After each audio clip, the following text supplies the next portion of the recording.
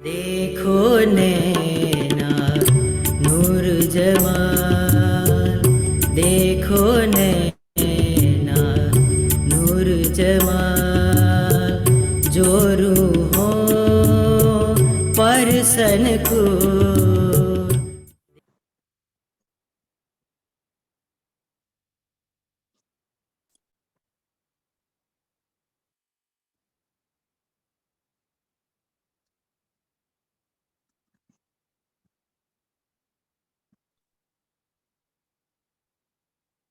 बोले श्री प्राणनाथ प्यारे की जय।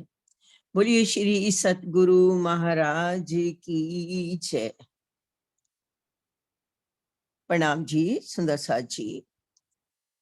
चर्चा प्रारंभ होत है, सुनो साथ चित दे। भजो राज समझ श्री प्राणनाथ, सखी जीवन हमारो ए। श्री महामती कहे साथ जी, भया चर्चा का बखत। अब तुम सुनियो चित दे, लाल आगे आए बैठे इन तखत। लाल आगे आए बैठे इन तखत। परम प्रिय अभिन्न हृदय सुंदर साथ जी, आप सबके श्री चरणों में हम चाहे बच्चे टीम की सखियों का कोटि कोटि प्रणाम। सुंदर साथ जी, अपने पिछले सत्र में हमने श्री 5 पद्मावतीपुरी धाम पन्ना में होने वाली छठे व सातवें प्रहर की लीला अर्थात सेवा का वर्णन हम सबकी प्यारी धनी जी की दुलारी दहलाने टीम की सखियों के द्वारा सुना। आज हम उसका थोड़ा सा पुनरावृत्ति कर लेते हैं। छठा प्रहर अर्थात रात्रि 9 से 12 बजे स्वयं अक्षातीत श्री जी चर्चा करते हैं। सब सुंदर साथ बंगला जी दरबार में श्री जी के सम्मुख बैठकर चर्चा सुनते हैं। लालदासी, केशवदासी व गोकुलदासी इस समय वाणी व कुरान की हदीसें पढ़ते हैं। श्री जी उन पर चर्चा करते हैं। सुंदर साथ एकाग्रचित्त होकर बैठे हैं। चर्चा सुनने वालों में कुछ तो निष्ठाबद्ध होकर चर्चा सुनते हैं, कुछ मर्यादा का पालन करने के लिए व कुछ प्रवाह में आकर अर्थात एक दूसरे की देखा देखी ही चर्चा सुनने आते हैं। इस प्रकार संपूर्ण 25 पक्षों का वर्णन इस समय शुरू हो जाता है। धनी जी स्वयं बंगला जी में बताते हैं कि किस कारण से ये खेल बना और हम सब सखियां सुरता द्वारा इस खेल को देखने लगीं। अब सातवें प्रहर की पुनरावृत्ति हमारी प्यारी अंजलि सखी आपको करवाएंगी। प्रणाम जी। सातवां पहर अर्थात रात्रि 12 बजे से 3 बजे की ब्रह्मलीला का वर्णन है। इस समय सुंदर साथ श्री जी की सेज को व्यवस्थित करने की सेवा करते हैं। श्री जी अपने तखत पर विराजमान होकर चर्चा कर रहे होते हैं।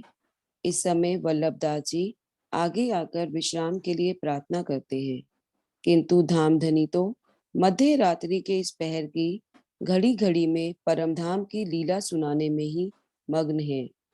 परमधाम की शोभा तथा लीला के वर्णन में उन्हें आनंद आ रहा होता है। सब ब्रह्मसृष्टि सुंदर साथ प्रेम पूर्वक चर्चा का रसपान करते हैं। आधी रात्रि के पश्चात 2-4 घड़ी का समय बीत जाता है। श्री बाई जी भी चर्चा में बैठी होती हैं और वे लालदास जी, गोकुलदास जी आदि की ओर संकेत करती हुई कहती हैं कि इतनी रात बीत गई है, अब इन किताबों को क्यों नहीं रखते हो। सुंदर साथ द्वारा बार बार आग्रह करने पर चर्चा से उठने के लिए तैयार हो गए। फिर सुंदर साथ से कहा कि इस समय अपनी सुरता रंग महल में 5वीं भूमिका में रंगपर वाली मंदिर में ले चलिए और परातम की भावना से धामधनी के साथ प्रेममयी लीला का आनंद लीजिए। धामधनी पौड़ते समय सुंदर साथ को प्रणाम करते हैं। उस समय वाणी गायन वाले भी आ चुके होते हैं। जयंती काका की कोठरी के आगे सुंदर सात का समूह वाणी चर्चा में शामिल होता है। कभी 10, 20, 40 तो 100 सुंदर सात तक भी बैठते हैं। धामधनी प्रसाद के रूप में कभी हार भेजते हैं तो कभी कलंगी। इस प्रकार श्री जी सुंदर सात का सत्कार करते हैं। अब आगे हम 8वें पहर की बीतक का आनंद लेंगे। 8वां पहर, प्रकरण 71, श्री बीतक साहब, चौपाई 1। अब कहो पोहर 8वां, श्री राज पोड़े पलंग पर, बानी धाम धनी की, गरजत सब ऊपर। अब मैं 8वें पहर अर्थात रात्रि 3 बजे से प्रातः के 6 बजे तक की ब्रह्मलीला का वर्णन करता हूँ। इस समय धामधनी पलंग पर लेटे होते हैं। अक्षरातीत की यह तारतम वाणी सभी धर्म ग्रंथों के ज्ञान के ऊपर सुशोभित होती है। वाणी का गायन करने वाले सुंदर सात की मंडलियां अपने समय पर आती हैं। सभी मंडलियां अपने समय पर सुमधुर शब्दों में गायन करती हैं। अक्षरातीत श्री प्राणनाथ जी की यह वाणी 14 लोकों के इस ब्रह्मांड को अखंड मुक्ति देने वाली है। इस वाणी के अभाव में आज दिन तक किसी को भी सच्चिदानंद की पहचान नहीं हो सकी थी। इस ब्रह्मवाणी का रसपान करने से आत्मा को अखंड आनंद की प्राप्ति होती है। आज दिन तक तारतम ज्ञान के बिना किसी को भी अक्षरातीत की पहचान नहीं हो सकी थी। प्रकरण 71, चौपाई 5। ए सुनने की ताकत त्रिगुण को ना होए, और नाम किनके लेऊं, इन उपरांत सोए। इस ब्रह्मवाणी को सुनने की शक्ति त्रिदेवों में भी नहीं है। इस ब्रह्मांड में इनसे श्रेष्ठ और कौन है जिनके नाम लिए जाएं। अक्षरातीत श्री जी के हृदय में तारतम वाणी का रस सागर की तरह उमड़ रहा है। इसे वे अपनी चर्चा में उड़ेल रहे हैं। एकमात्र ब्रह्म सृष्टियां ही इसका रसपान करती हैं। इसके अतिरिक्त और कोई भी इस ब्रह्मवाणी की महिमा को समझ नहीं पाता। संसार के जीव यह समझ ही नहीं पाते कि बंगला जी दरबार में श्री जी के मुखारबिंद से क्या चर्चा हो रही है तथा इस तन को छोड़ने के बाद हम कहाँ पहुंचेंगे, इसको सुनने से क्या लाभ होता है तथा यह ब्रह्मवाणी हमें अध्यात्म के किस स्तर तक पहुंचा सकती है। किंतु यदि वे इस रहस्य को समझ जाते हैं तो उसका एक पल भी माया के कार्यों में व्यर्थ नहीं होगा। यह ब्रह्मवाणी शाश्वत आनंद में स्नान कराती है और इसके अतिरिक्त अन्य कुछ भी अच्छा नहीं लगता। व्यक्ति अक्षरातीत के चरणों में आ जाता है और वह श्रद्धा पूर्वक श्री जी के मुखारबिंद से होने वाली चर्चा का रस लेना चाहता है। ऐसा करने पर उसे आत्मिक स्वरूप की पहचान होती है तथा धनी के प्रति आस्था और विश्वास पल पल बढ़ता ही रहता है। परम धाम की यह वाणी आत्मिक दृष्टि को परम धाम ले जाती है, जिससे अखंड सुख की अनुभूति होती है और सभी इच्छाएं पूर्ण हो जाती हैं। चौपाई 12। इन बानी से होत है, नजर पड़े बीच बका, ए रसना श्यामा जी की, पिलावत रस रब का। प्रियतम अक्षरातीत की यह वाणी हमारी आत्मिक दृष्टि को परम धाम के 25 पक्षों में विचरण कराती है। यह श्री श्यामा जी की रचना है, जो अक्षरातीत के हृदय में बहने वाले प्रेम और आनंद के रस को सुंदर सात तक पहुंचाती है। भावार्थ, इस वाणी को श्री श्यामा जी की रचना कहने का आशय यह है कि श्यामा जी के दूसरे तन श्री इंद्रावती जी के तन से परमधाम की वाणी का अवतरण हुआ है। वाणी के माध्यम से अक्षरातीत के हृदय का रस सुंदर सात तक की आत्मा तक पहुंच रहा है। चौपाई 13, 14। जो धाम अंदर की, विहार की मजकूर, सो अक्षर को सुध नहीं, जो अंदर का जहूर। जो अक्षर को सुध नहीं, सो त्रिगुण पास क्यों होए, सो सब इन बानी में, सुपने नजर पहुंची सोए। अक्षर ब्रह्म को भी इस बात की जानकारी नहीं है कि परमधाम के अंदर कैसी लीला होती है तथा उसका वास्तविक रहस्य क्या है, और जिस बात की सुध अक्षर को नहीं है तो वह त्रिदेव के पास कैसे हो सकती है। किंतु इस ब्रह्मवाणी में गोते खाने वाले व्यक्ति की दृष्टि स्वप्नमयी संसार में रहने पर भी अखंड परमधाम में पहुंच जाती है। आदि नारायण के अंश रूप स्वाप्निक जीव की दृष्टि निराकार में ही लीन हो जाती है। आदि नारायण की नींद के समाप्त होते ही उसका भी अस्तित्व समाप्त हो जाता है, उसे जरा भी अखंड की सुधि नहीं होती। किंतु तारतम वाणी के प्रकाश में स्वाप्निक जीव की दृष्टि भी अखंड परमधाम में घूमने लगती है तथा उसे अक्षरधाम का भी अनुभव हो जाता है। जब्राइल फरिश्ता अक्षर ब्रह्म के लीला धाम से आगे नहीं जा सका, किंतु इस वाणी की कृपा से माया का जीव भी यमुना जी के सातों घाटों का दीदार कर लेता है। चौपाई 18। आगे रसूल तखत पर रफ रफ के बैठे, जोए उलंग आगे चले, देखा धाम ठोर जेठे। मोहम्मद सत्स्वरूप से आगे इश्क के तखत पर विराजमान हुए और यमुना जी को पार कर रंग महल के अंदर उन्होंने सर्वोपरि अक्षरातीत का दीदार किया। ब्रह्मवाणी के शब्द जिसके हृदय में पहुंच जाते हैं, उसे ज्ञान दृष्टि से हद से लेकर परम धाम तक का सारा अनुभव होने लगता है और आत्मा की दृष्टि परम धाम पहुंच जाती है। उसके हृदय में अलौकिक ज्ञान का प्रकाश हो जाता है और वह मायावी जगत का अंधकार नहीं रहता, बल्कि आत्म जागृति का सवेरा हो जाता है। आगे मीना सखी हमें कराएंगे। श्री वितक साहिब प्रकरण 71 चौपाई 20।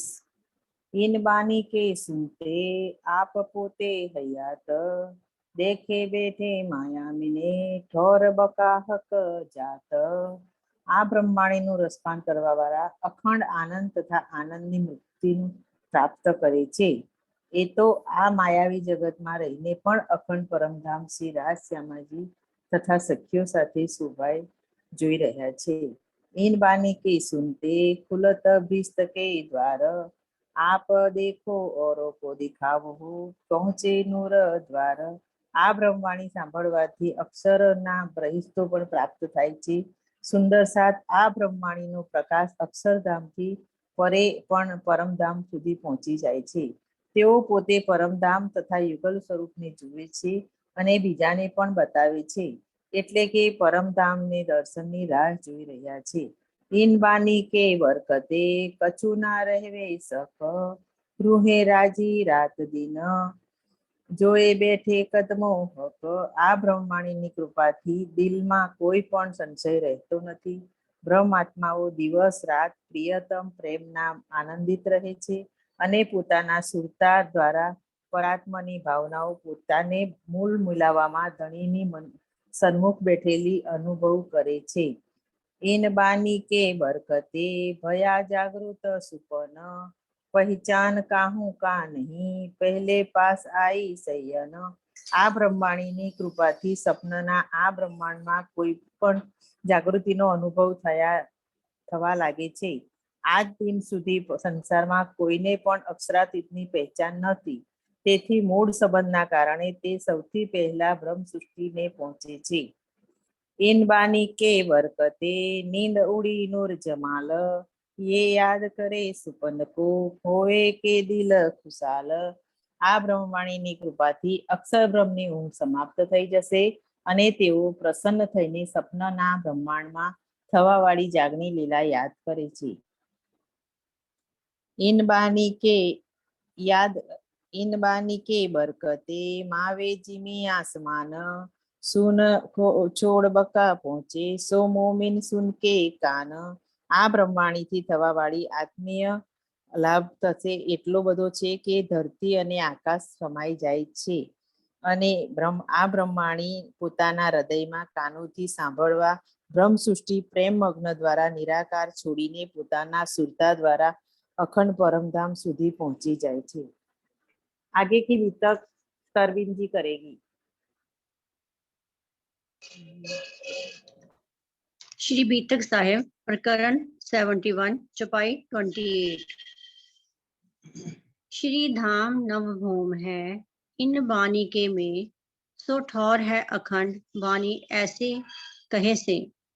श्री महामती जी कहते हैं कि इस मायावी जगत में मात्र तारतम ज्ञान के द्वारा ही हमें यह ज्ञात हुआ कि स्वलीला अद्वैत परम धाम में रंग महल नौ भूम तथा 10वीं आकाशी वाला है। यह वह शाश्वत अखंड भूमिका है जो परम धाम के मध्य में एक भूम ऊंचे चबूतरे पर स्थित है, जिसकी गिर्द 6000 मंदिर की है। इस वाणी के अवतरण से पहले इस सृष्टि में इसका ज्ञान कहीं भी नहीं था। अब सीमा जी हमें रंग महल की पूर्व दिशा के बारे में बताएंगे। श्री बीतक साहेब प्रकरण 71 चौपाई 29।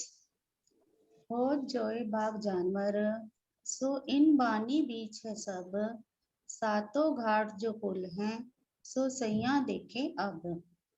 8वें पहर की बीतक में श्री लाल दास जी तारतम वाणी की महिमा बता रहे हैं कि कैसे पन्ना जी में 10 साल तक सुंदर साथ ने इस वाणी के गायन, चर्चा और चिंतन के आधार पर चितवनी करके दिखाई।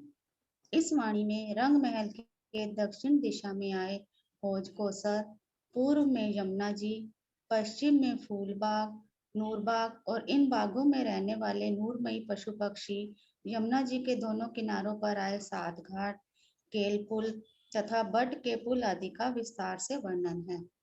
जबकि कुरान पुराण संहिता तथा महेश्वर तंत्र में सांकेतिक रूप से वर्णन है।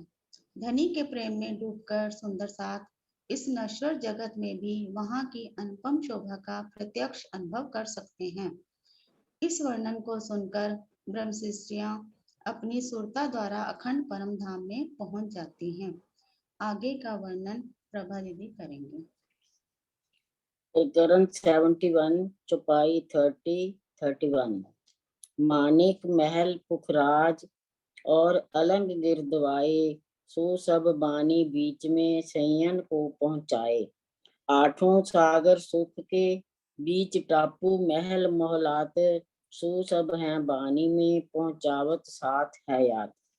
मानिक पहाड़, 24 आंस का महल, पुखराज पहाड़, बड़ी रांग, छोटी रांग, ये सारी शोभा मेरे धनी जी ने हम सब रूहों के लिए वाणी द्वारा हमें समझा दी है। वो इसलिए कि हम सब रूहें धनी जी के प्रेम को अच्छी तरह से जान सकें, पहचान सकें और उनसे अपनी निस्बत को अच्छी तरह से जान सकें और अपने हृदय में बसाकर उनके चरण कमल तक पहुंच सकें। 8 सागर और 8 जिमी जो बड़ी रान कही जाती है उसमें भी रमन कर सकें।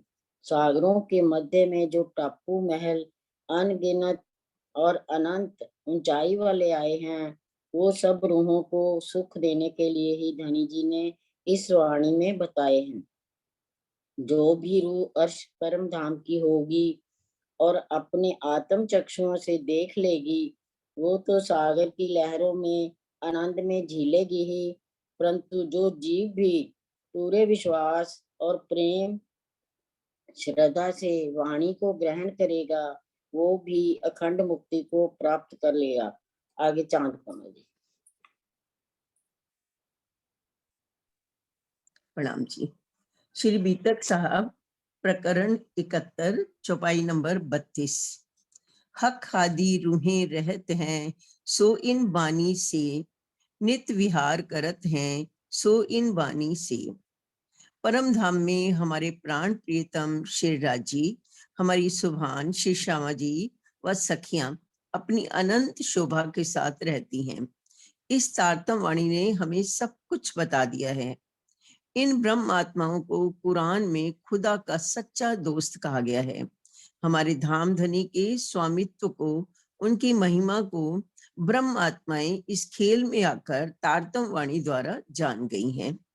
श्री बीतक साहब प्रकरण 71 चौपाई नंबर 35 से लेकर 40 तक 35-40।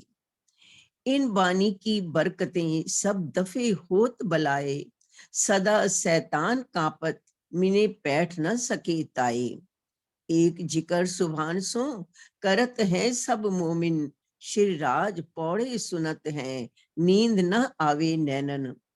कछु आंख मिली के ना मिली, फिर सुनत है कान, कोई आगू पीछा हरफ कहे, कहे मोमिन को सुभान। ये आगे पीछे क्यों कया, क्यों गए हरफ भूल, चुप रहें अरज करें, कहें हमें ना आया सूल। यूं करते इन भांत से बाकी रात रही घड़ी चार, आया समय बिरत का, गिरोह उठने का करें विचार। स्वरूप मुरलीधर कह के करे साथ को प्रणाम, साथ सब कोई उठे अपने देह क्रिया के काम। इस अनुपम महिमा वाली वाणी का गायन सुंदर साथ मधुर स्वरों में करते हैं, जिसे सुनकर ही कलयुग रूपी दज्जाल दूर भाग जाता है। अर्थात मधुर महिमामयी वाणी की ही बरकत है कि अज्ञान का अंधकार या अन्य सांसारिक विकार स्वयं ही दूर चले जाते हैं। वह सुंदर साथ आंतरिक व बाह्य रूप से निर्मल होता जाता है। मधुर किरंतरों को श्री जी लेटे लेटे ही सुनते रहते हैं। आंखों में नींद कहाँ, कभी कभी बीच बीच में एक छोटी मोटी झपकी आ जाती है, पर कान तो उधर ही लगे रहते हैं। सुंदर साथ यदि एक आधा शब्द आगे पीछे कह देते हैं तो धनी तुरंत ही टोक देते हैं, ये शब्द अशुद्ध कैसे बोल दिया। सुंदर साथ चुप हो जाते हैं, फिर क्षमा मांगते हुए कहते हैं, प्रार्थना करते हैं, धनी हमसे भूल हो गई, हमें भली प्रकार याद ही नहीं रहा। इस प्रकार की लीला होते हुए प्रातः काल के 4:30 बजे का समय हो जाता है। इस समय परम धाम की व्रत का समय हो जाता है। सभी सुंदर साथ जी उठ जाते हैं। मुरलीधर जी प्रातः काल का स्वरूप पढ़ते हैं। श्रीराज जी ठकुरानी जी प्रथम भूमि में विराजमान भये, कंचन रंग को सिंहासन, तिनके 6 पाए 6 डांडे। सुंदर साथ जी मुझे याद आ रहा है, हमारे सतगुरु श्री सरकार श्री का समय रतनपुरी जाते थे तो इसी प्रकार सुबह सुबह श्री प्रकाश जी के मधुर स्वर में आओ जी वाला मारे घेरे, आओ जी वाला। कितना सुंदर समा होता था सुंदर साथ जी, जब प्रातः काल इतनी मधुर प्रभाती से नींद खुलती थी। सुंदर साथ तुरंत उठकर नित्य क्रिया के लिए भागते थे। इसी प्रकार पन्ना जी में जब व्रत गाई जाती थी तो कोई कोई सुंदर साथ प्रमादवश सोया रहता, वह कोई उठकर एकाग्रचित्त होकर व्रत सुनने लगता। कभी कभी मन में सुंदर साथ जी आता है कि परम धाम के इस सुंदर वर्णन को व्रत क्यों कहते हैं, पर हृदय से अंतर से आभार हमारे सतगुरु श्री सरकार श्री के प्रतिरूप श्री राजन स्वामी जी का, जिन्होंने हृदय के सभी ज्ञात अज्ञात प्रश्नों को भी समझ लिया और अपनी टीका में उसे स्पष्ट कर दिया। सुंदर साथ जी इस स्वामी जी के शब्दों में जैसे व्रत के केंद्र में एक बिंदु होता है, पूर्ण व्रत से उसकी दूरी समान होती है, उसी प्रकार संपूर्ण परम धाम का केंद्र बिंदु हमारे प्राण प्रियतम प्राण वल्लभ श्री राज जी हैं। संपूर्ण परम धाम के कण कण में उनका नूर समान रूप से लीला कर रहा है। पन्ना जी में प्रेम पूर्वक मंगल आरती होती है। सुख को निधान जय जय सुख को निधान, मंगल आरती सुख को निधान। अब व्रत शुरू हो जाती है। अब तक जो सुंदर साथ सो रहे थे वो भी व्रत सुनने के लिए बैठ जाते हैं। श्री हंसे भाई, श्री जयंती काका और फिर लालदास जी व्रत इस समय व्रत करने की सेवा, व्रत कहने की सेवा करते हैं। प्रकरण 71 चौपाई नंबर 46 और 47, 46 एंड 47। वृंदावन के घर में कोई दिन कही बिरत, साथ सब उठ बैठ के कस्त जो करते इत। 11 जोलो रही दिल बड़ो चाह धरे, फिर ठंडे पड़ते गए कहे लाल आगे हरे आगे ठरे। श्री वृंदावन जी के घर में कुछ दिनों तक व्रत पढ़ने का कार्य हुआ। 11वीं सदी तक सब बड़ी रुचि से व्रत कहते व सुनते रहे। फिर सुंदर साथ जी का उत्साह कुछ कम होता गया। श्री किरंतन ग्रंथ प्रकरण 54 चौपाई 16, तीसे श्रेष्ठ विष्णु सोबर से प्रेमे पीवेगा शब्दों का सार के अनुसार 1745 से 1775 तक 30 वर्षों तक ईश्वरी सृष्टि की जागनी का वर्चस्व रहा और ज्ञान की प्रधानता रही। 1975 से शेष 70 वर्षों में जीव सृष्टि का साम्राज्य हो गया, जिसमें केवल कर्म कांड की प्रधानता रह गई। चितवनी और चर्चनी नाम मात्र को रह गई। केवल सेवा पूजा पाठ पढ़ना, वह भी केवल मंदिरों में, या चरणामृत प्रसाद लेना, बस यही बच गया था। वाणी केवल रुमालों में ढपी रह गई थी। हम आभारी हैं अपने सतगुरु श्री सरकार श्री के।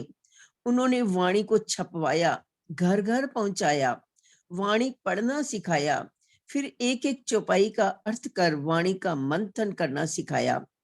एक सीढ़ी और धनी की ओर चढ़ाया पूज्य स्वामी जी ने। पूरी वाणी की न केवल एक भाषा में टीका की, अपितु उसका 134 भाषाओं में अनुवाद कर सारी खिड़कियां ही खोल दी। चितवनी चर्चनी करने के लिए प्रेरित किया। उन्हीं के शब्दों में हमारा समाज अब अंगड़ाई ले रहा है। लगने लगा है बीती रात अंधेरी फजर हो गई, दिन घर चलने का अब आ गया। कोरोना का कठिन काल विश्व के लिए अंधकार में रहा होगा, हमारे लिए तो उजाला लेकर आया। जूम, फेसबुक, यूट्यूब के माध्यम से वाणी पूरे विश्व में प्रसारित होने के लिए निकल पड़ी है। स्वामी जी की 100 दिन की गुजरात यात्रा अब थमने वाली नहीं है। स्वामी जी ने अपने अनेक प्रतिरूप बना दिए हैं। सच तो ये है कि छठे दिन की लीला अब अपने चरम पर है। वाणी अब संपूर्ण विश्व को एक कर अपने पूरे विश्व को एक कर अपने 7वें दिन की ओर कदम बढ़ा चुकी है। धन्य धन्य है हमारे भी जीव जो इन सब के साक्षी बन रहे हैं। पद्मावतीपुरी धाम पन्ना में प्रातः काल हो जाता है। श्री जी दाल चीनी, अदरक, इलायची, मिश्री आदि का काढ़ा लेते हैं। साथ ही साथ व्रत भी सुनते जाते हैं। प्रकरण 71, 24, 50, 51 और 52। पीवत कहवा मंगाए के बिरत सुनत जात है कान, देख मेहर हक सुभान की करवाह है पहचान। हावे महावजी इन समय निष्ठा लेकर दिल, बिरत कहने वाले ढिक बैठत अंग दाबे हिल मिल। जो कोई बिरत कहे करे सेवा ताए, आवे पिछली रात को यही होत दिल आए। ऐसे समय में श्री महाव जी बहुत प्रेम के साथ सुंदर साथ के बीच में आके बैठ जाते हैं और जो भी व्रत करने वाले हैं ना, उन्हीं के ही अंग दबाने लगते हैं, जैसे उन्हें उन्हीं की सेवा में ही आनंद आने लगता है। इसके आगे की भी तक हमारी प्यारी सखी तरवीन जी करेंगी।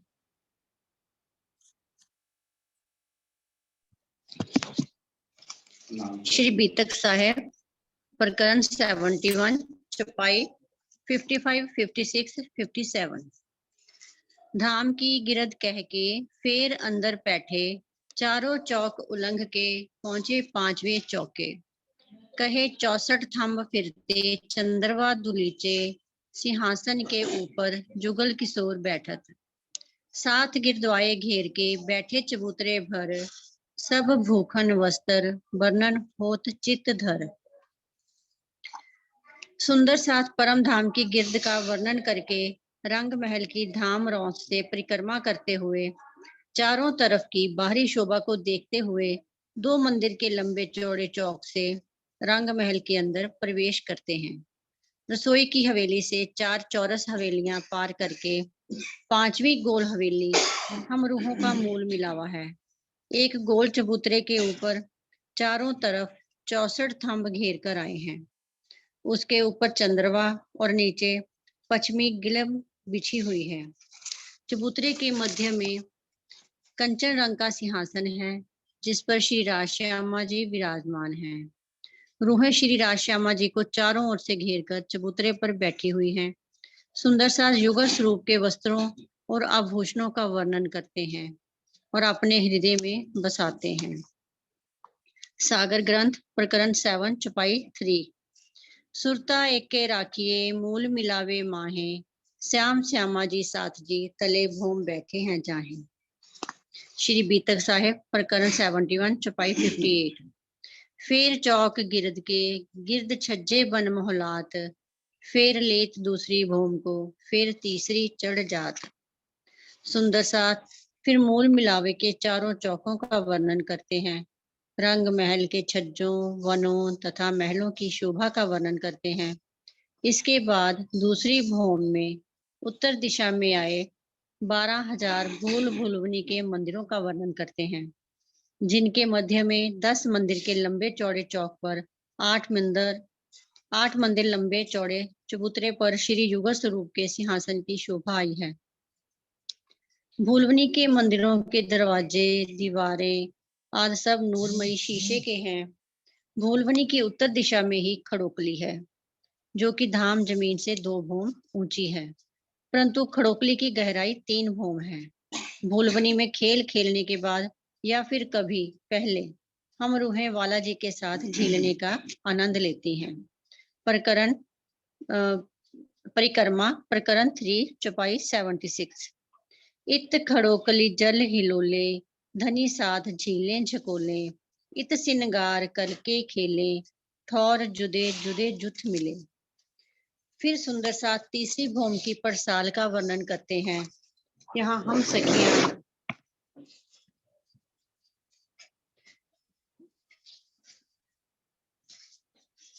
सखियां श्री राज श्यामा जी के साथ प्रातः 6 बजे पधारते हैं। बालाजी सब पशु पक्षियों, खूब खुशहालियों, यमुना जी, पेड़ पौधे आज पूरे परम धाम को अपनी अमृतमयी नजरों से सींचते हैं। परिक्रमा प्रकरण 3 चौपाई 80। तीजी भौम की जो परसाल, ठौर बड़े दरवाजे विशाल, धनी आवत हैं उठ प्रात, वन सींचत अमृत अघात। परसाल, चौक, दहलान और दाएं बाएं के 3-3 मंदिर एक समान स्तर के तीजी भौम से 3 सीढ़ी ऊंचे हैं। यही मध्य की सीढ़ी में श्री श्यामा जी श्री राज जी को तिलक लगाती हैं और श्री राज जी श्यामा जी की मांग में सिंदूर भरते हैं। सब सखियों की मांग में सिंदूर स्वतः ही भर जाता है। 28 स्तंभ के चौक की दक्षिण दिशा में दूसरी हार मंदिरों में से पहला मंदिर आसमानी रंग का है। यहाँ पर श्री श्यामा जी का श्रृंगार होता है। दहलान की दक्षिण दिशा में पहली हार मंदिरों में से दूसरा मंदिर नीले पीले रंग का है। यहाँ पर दोपहर के समय श्री राज श्यामा जी शयन लीला करते हैं। बाल भोग और राजभोग तीजी भौम की परसाल पर ही होता है। इसी बीच गायन लीला भी होती है।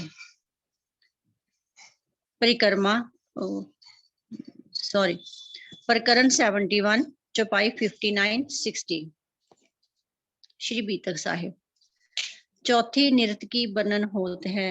बैठे पौड़न 5वीं में, फिर छठी सुखपाल की, हिंडोले झूले 7वीं ए। खट छप्पर है 8वीं, 9वीं पे सिंहासन, तहां बैठे गिर्द देखी, बहुत झलकत नूर रोशन। चौथी भौम का वर्णन करते हुए सुंदर साथ बताते हैं कि 4 चौरस हवेलियों की चौथी हवेली में नृत्य की लीला होती है। इसकी पूर्व दिशा में मंदिरों की जगह में 21 मंदिर लंबी दहलान है, जिसमें थंबों की 6 हारें आई हैं। श्री राज श्यामा जी व सखियां नवरंग बाई के नृत्य का आनंद लेते हैं। इस समय पूरे परम धाम में नृत्य दिखाई पड़ता है और संगीत भी सुनाई पड़ता है। बड़ी वृत्त प्रकरण 21 चौपाई 18। जहां जहां नजर करें जानो नृत्य होत सब ठौर, कोई ठौर खाली नहीं, जहां देखें तहां और। नृत्य करते समय नवरंग बाई के सारे आभूषण भी स्वर ताल और उनकी मन की इच्छा से मधुर आवाज में बजते हैं। एक पहर रात तक नृत्य का आनंद लेकर श्री राज श्यामा जी व सखियां 5वीं भौम में शयन के लिए पधारते हैं। 5वीं भौम में हवेलियों के 9 फिरामों के मध्य में जो 9 चौक हैं, उनमें से मध्य के चौक में श्री राज श्यामा जी व सखियां रात्रि 9 बजे से प्रातः 6 बजे तक शयन की लीला करते हैं। परिक्रमा प्रकरण 31 चौपाई 78। सुख भड़ो बोम 5वीं, मध्य मंदिर 12,000, बीच मोहल श्यामा जी को, इन चारों तरफों द्वार। चौक के बीचों बीच चौपुड़े में रंग प्रवाली मंदिर शोभायमान है। इसे श्यामा जी का मंदिर भी कहते हैं। छठी भौम में सुखपालों का वर्णन होता है जो बाहर के मंदिरों की हार छोड़कर पहली गली में दहलान में आए हैं। 28 स्तंभ के चौक में एक तख्तरवा शोभायमान है। सुखपाल में 2 सखियां ही बैठ सकती हैं, जबकि तख्तरवा में श्री राजश्यामा जी व 12,000 सखियां एक साथ बैठ सकते हैं। परिक्रमा प्रकरण 29, चौपाई 71। जो दिल चाहे तख्तरवा 1000 बारे ले बैठत, श्री राजश्यामा जी बीच में आकाश में उड़त। सुखपाल जब तख्तरवा में बैठकर जितना ऊपर जाना चाहते हैं जाते हैं, घूमते फिरते हास विनोद करते हुए आनंद में खो जाते हैं। 7वीं व 8वीं भौम में बाहरी हार मंदिरों के भीतरी तरफ 6,000 स्तंभों की दोनों हारों के मेहराबों में 12,000 हिंडोलों की मनोरम शोभा का वर्णन होता है।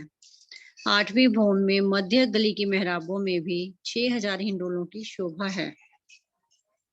इस तरह से 8वीं भौम में 18,000 हिंडोले हैं। 7वीं भौम में हिंडोलों की 2 ताली पड़ती है, जबकि 8वीं भौम में हिंडोलों की 4 ताली पड़ती है। झूलते समय जंजीरों, हिंडोलों, सखियों के आभूषणों की मधुर झंकार और हंसी की आवाज से वातावरण गूंज उठता है। परिक्रमा प्रकरण 31, चौपाई 120। ए सुख आनंद अति बड़ो, रंग रस बढ़त अति जोर, भूखन हांसी कड़े हिंडोले, ये क्यों कहूं अर्स सुख सोर। 9वीं भौम का अति सुंदर वर्णन करते हुए श्री महामती जी बताते हैं कि बाहरी हार मंदिरों के स्थान पर दहलाने आई हैं, जिसमें सिंहासन और कुर्सियां आई हैं। वाला जी हम सखियों के साथ जिस भी दिशा में बैठते हैं, उसी दिशा के दूर दूर के नजारे अपने अंगुली के इशारे से हम सखियों को दिखाते हैं। वाला जी जिस भी स्थान को दिखाते हैं, हम रूहों के मन में वहीं जाने की चाहना होने लगती है। 9वीं भौम को दूरदर्शिका भी कहते हैं। परिक्रमा प्रकरण 31, चौपाई 141। या हौज जा जोए के कई विध देवे सुख, जब हक आराम देवही तब सोई करें रूहें रुख। अब सीमा जी जमुना जी की शोभा का वर्णन करेंगी। जब पूरब तरफ बैठत हैं, तब देखत सातों घाट, और ठोर अक्षर की वार न पार इन ठाट।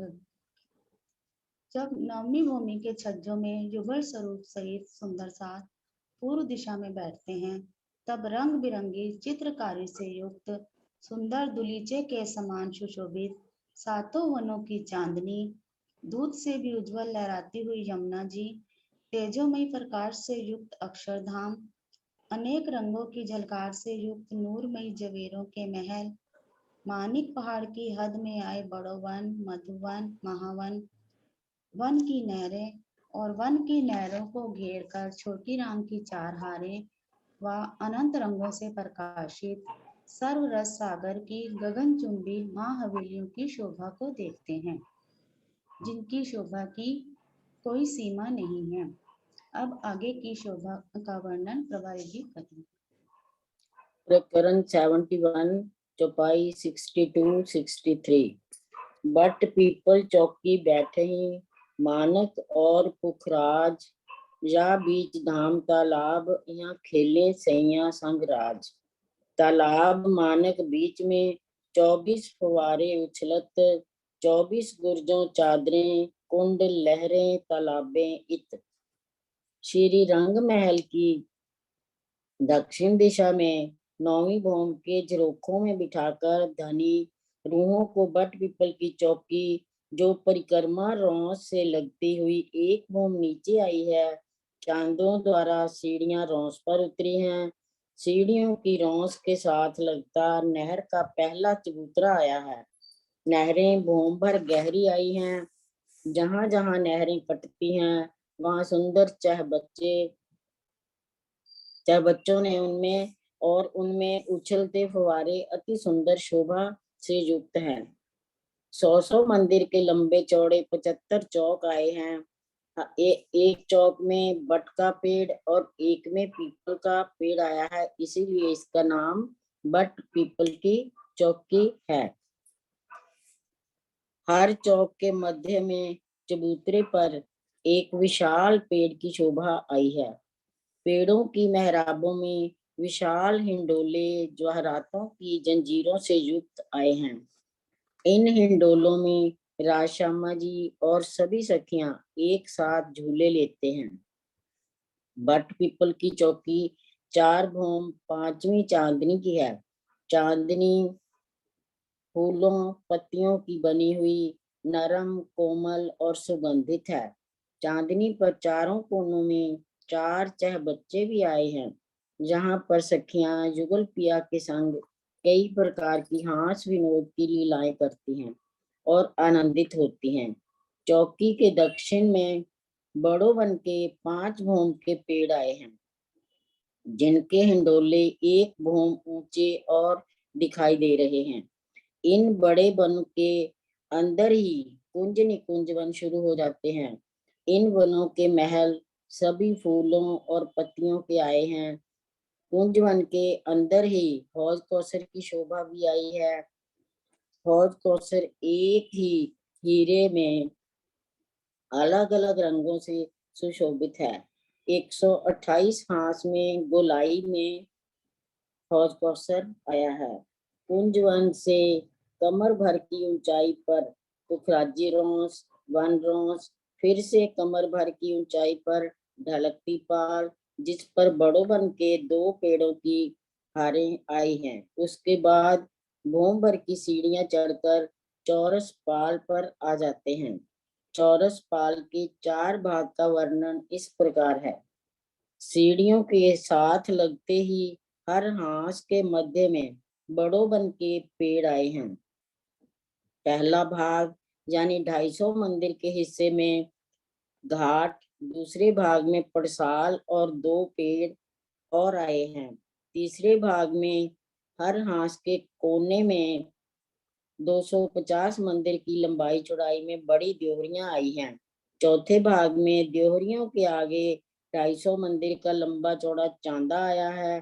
चांदे के दोनों दिशा में भूम भर की सीढ़ियां उतरी हैं, जिन्हें कटीपाल की सीढ़ियां भी कहा जाता है। जिस जगह पर सीढ़ियां उतरी हैं, वहां पर चौक बन जाता है। यह चौक ताल की रोंस से कमर भर ऊंचा आया है। बड़ी देवरियों के सामने आए चांदों के नीचे बड़े दरवाजे और सीढ़ियों के बीच आए चौक में छोटे दरवाजे आए हैं, जो कि चौरस पाल के नीचे आए महलों में जाने के लिए हैं।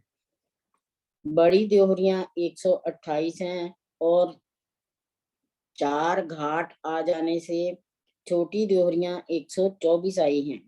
जहाँ छोटे दरवाजे आए हैं, वहां छत पर छोटी देवरियां भी बनी हुई हैं। ताल की तरफ हर हांस में जल चबूतरा तक जाने के लिए सीढ़ियां आई हैं और चारों दिशा में भूम भर की सीढ़ी जल की जमीन तक भी आई है। ताल के मध्य में टापू महल 3 भूम चौथी चांदनी का आया है। शुक्ल पक्ष की 14 को श्री राजश्यामा जी और सखियां इस चांदनी पर आते हैं। हौज कौसर की 1000 मंदिर की पाल पर 4 घाट आए हैं। पूर्व की दिशा में 16 देवरी का घाट, दक्षिण की दिशा में 13 देवरी का घाट, पश्चिम की दिशा में झुंड का घाट और उत्तर की दिशा में 9 देवरी का घाट आया है। जब भी हम सखियां हौज कौसर में घूमने के लिए पिया संग आते हैं, तो झुंड के घाट से ही आते हैं। हौज कौसर की दक्षिण दिशा में 24 हांस का महल आया है। इसकी 5 भूम छठी चांदनी आई है। इसकी चांदनी पर मध्य में कुंड और उसमें 25 फव्वारे उछलते हुए आए हैं। कुंड के चारों तरफ चांदनी पर बगीचे, नहरें, चहबच्चे शोभायमान है। 24 हांस में 24 गुर्ज आए हैं। चांदनी के सभी तरफ गुर्जों के कुंड आए हैं। उन कुंडों से जल फव्वारों से कमानों द्वारा और नहरों द्वारा पहुंचता है। फिर नीचे चबूतरे के साथ लगती कमर भर ऊंची रौंस पर बने कुंडों में चादरों द्वारा गिरता है। फिर नहरों द्वारा 24 हांस के महलों के चारों तरफ 24 नहरों की जो 24 नहरें आड़ी खड़ी आई हैं, उनसे होकर चलता है। नहरों की पाल पर भी 2 भूम के महल आए हैं। सभी नहरें घूमकर एक बड़ी नहर में जो ईशान कोण से उत्तर दिशा से पश्चिम दिशा में घूमती है और पूर्व से दक्षिण दिशा में जाकर ज्वीरों की नहरों की जो पहली महानद है उसमें मिल जाती है। प्रकरण 71 चौपाई 64-65। फिर मानक वर्णन होता है। गिरद फिरत हवेली ए, दो ही बीच में दरवाजे, एक गिरद चौखूनी की। फिर गिरद हिंडोले जहां बैठे 12,000 नहरा, दो बाजू द्योहरे सैया रमते कर करार। जवेरों की नहरों के दक्षिण दिशा में मानिक पहाड़ की शोभा आई है। मानिक पहाड़ एक भूम ऊंचे चबूतरे पर आया है। ये एक ही मानिक नग का है। भूम भर ऊंचे चबूतरे पर 4 दिशा में 4 बड़े दरवाजे हैं और बाकी छोटे दरवाजे आए हैं। दरवाजों के साथ बड़े गुर्ज और बाकी छोटे गुर्ज आए हैं। हर बड़े दरवाजे के सामने चौरस हवेली आई है। 12,000 हवेलियों की 12,000 हारें गोलाई में आई हैं। 4 चौरस हवेलियों के मध्य में एक गोल हवेली और 4 गोल हवेलियों के मध्य में एक चौरस हवेली आई है। चौरस और गोल हवेलियों के बाहरी तरफ त्रिपोलिया, चबूतरे और आमने सामने दरवाजे आए हैं, जहां मेहराबे भी आई हैं। त्रिपोलिया आपस में जहां कटते हैं वहां कुंड की शोभा आई है। कुंड के चारों कोनों पर 4 थंब मेहराबें और मेहराबों में झूले आए हैं। हवेलियों के आगे कमर भर नीचे रौस और कमर भर नीचे बगीचे 1 हाथ की चौड़ाई और 12,000 हाथ की गोलाई में आए हैं। बगीचों में नहरें चहबच्चे अनेका अनेक आए हैं। त्रिपोलिया के सामने नहरें, हवेलियों के सामने बगीचे आए हैं। बगीचों के बाद रौस के आगे मानिक महलों का भूम भर का ऊंचा चबूतरा 1 हाथ की चौड़ाई और 12,000 हाथ की गोलाई में आया है। मानिक महल के बाद भूम भर नीचे बगीचे 1 हाथ की चौड़ाई में आए हैं। बगीचों के आगे फिर से भूम भर का एक ऊंचा चबूतरा आया है। इस चबूतरे पर 12,000 थंबों की एक हार, जिनकी ऊंचाई 11,980 भूम है। इन थंबों में महाबिलंद हिंडोले आए हैं। थंबों के बाद बैठक, बगीचे, कुंड जिसमें पानी का स्तून और स्तून में से बारीक फव्वारे चलते हैं, जो झूला झूलने पर ऊपर बूंदियां पड़ती हैं, बहुत ही सुहावनी लगती हैं। चांदनी पर मध्य में टापू महल, ताल और दहलान आई है। बाकी जगह पर बगीचे, नहरें, चहबच्चे, फव्वारे आए हैं। दहलान के ताल की तरफ जाली द्वार आए हैं। उन्हीं जाली द्वारों से पानी गुर्जों के कुंडों में आता है। मानिक पहाड़ की बाहरी तरफ 12,000 तालों की 12,000 हारें आई हैं। ताल के महल 5 भूम छठी चांदनी और उनके चारों कोनों के महल 12,000 भूम की ऊंचाई तक जाते हैं।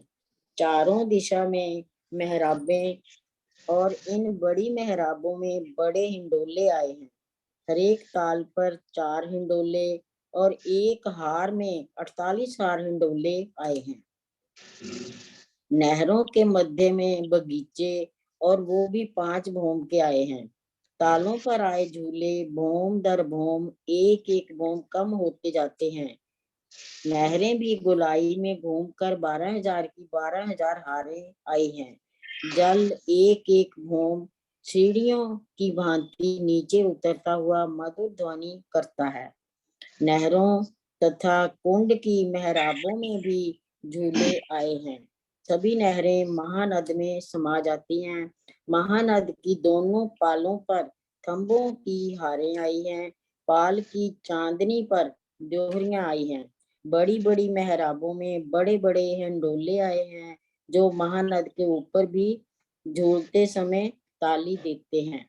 महानद भी ऊपर से ढकी हुई है। जो ऊपर ड्योहरियां आई हैं, उन्हीं को बीतक साहिब में जोहरे करके कहा गया है।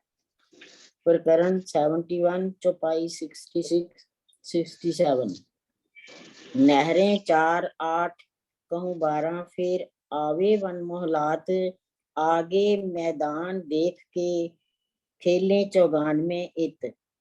फिर अलंग वर्णन करें 4 हार 16 दरबार, 8 सागर टापू बीच में खेलें परवरदिगार। मानिक पहाड़ की दक्षिण दिशा में वन की नहरें आई हैं। वन के महल भी सभी फूलों पत्तियों के हैं। नीचे बाग बगीचे, नहरें, चहबच्चे और फुवारे हैं। ये वन के महल 32 हांस में आए हैं। सभी नहरें नीचे की भूमि में ही ढक जाती हैं।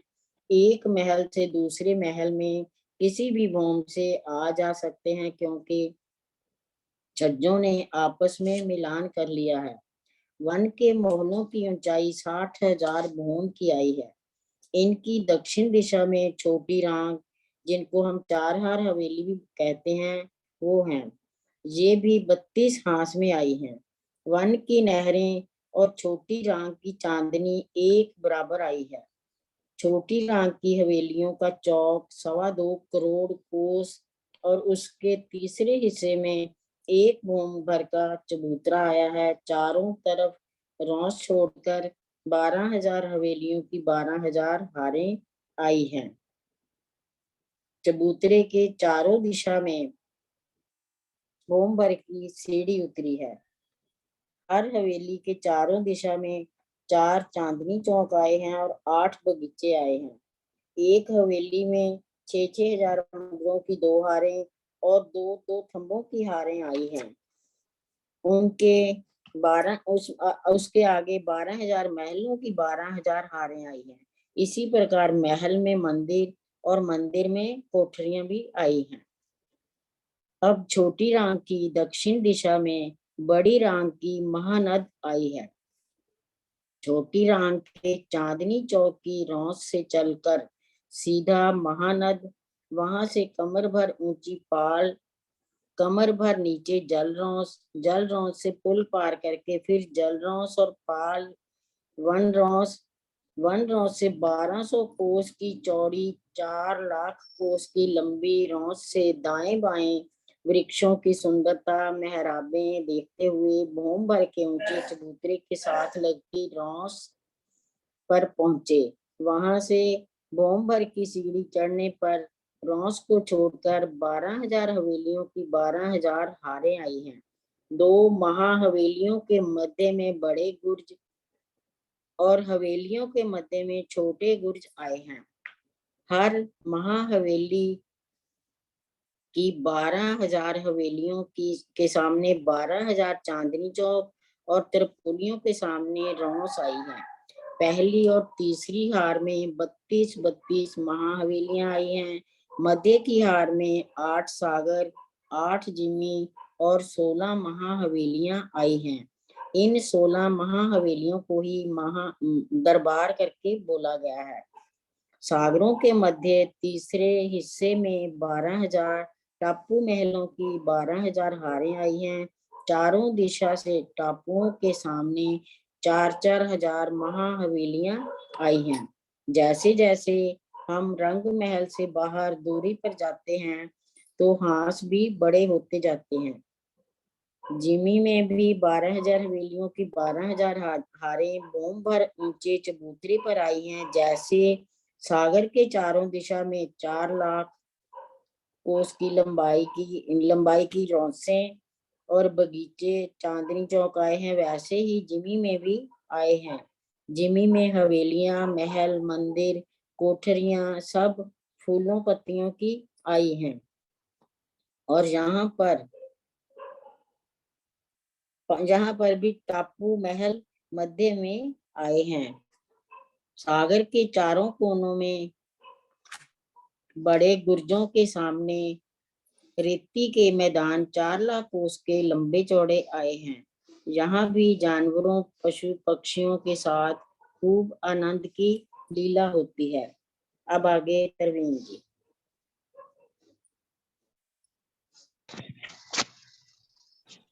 श्री बीतक साहेब प्रकरण 71 चौपाई 68। फिर नवीं भूम से जाए पहुंचे 10वीं आकाश, तहां से तले चौक 5वां, रूहे श्याम श्यामा जी खास। इसके पश्चात रंग महल की 9वीं भूम से 10वीं आकाशी पर जाते हैं। चांदनी पर मध्य में 200 हांस का कमर भर ऊंचा गोल चबूतरा सुशोभित है। चबूतरे के चारों तरफ फलों, फूलों, घास के बगीचों एवं नहरों, चहबच्चों, फव्वारों की अद्भुत शोभा है। यहाँ पर हम वाला जी के साथ तरह तरह की रामतें करती हैं। चांदनी की किनार पर बाहरी हार मंदिरों के ऊपर की जगह में दहलाने हैं। दहलानों की चांदनी में 12,000 स्वर्ण गुम्मट और पूर्व की दिशा में 4 मानिक के गुम्मट शोभायमान हैं। सखियां दहलान और छज्जों में आकर चारों तरफ के सुंदर दृश्यों को निहारती हैं। बड़ी वृत्त प्रकरण 27 चौपाई 86। जो तले भूम खड़े रहिए तो भासत लग आसमान, जो खड़े रहिए भूम 10वीं, तले लो देखत प्रकाश। वहां से पुनः पहली भूम की 5वीं हवेली मूल मिलावा में प्रवेश करते हैं।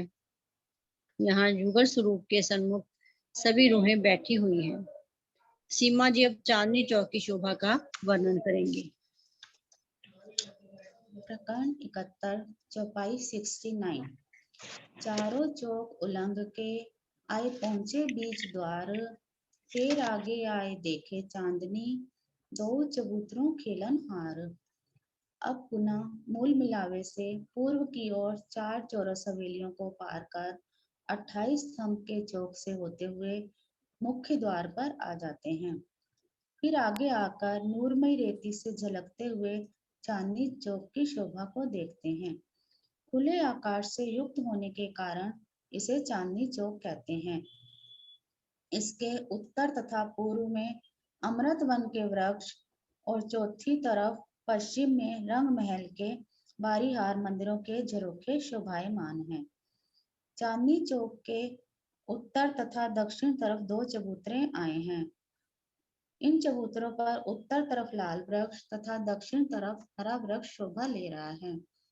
इन चबूतरों पर हम सखियां राज श्यामा जी के साथ बैठती हैं और परम धाम के नूरमयी पशु पक्षी तरह तरह की क्रीड़ाएं करके हम सखियों को रिझाते हैं।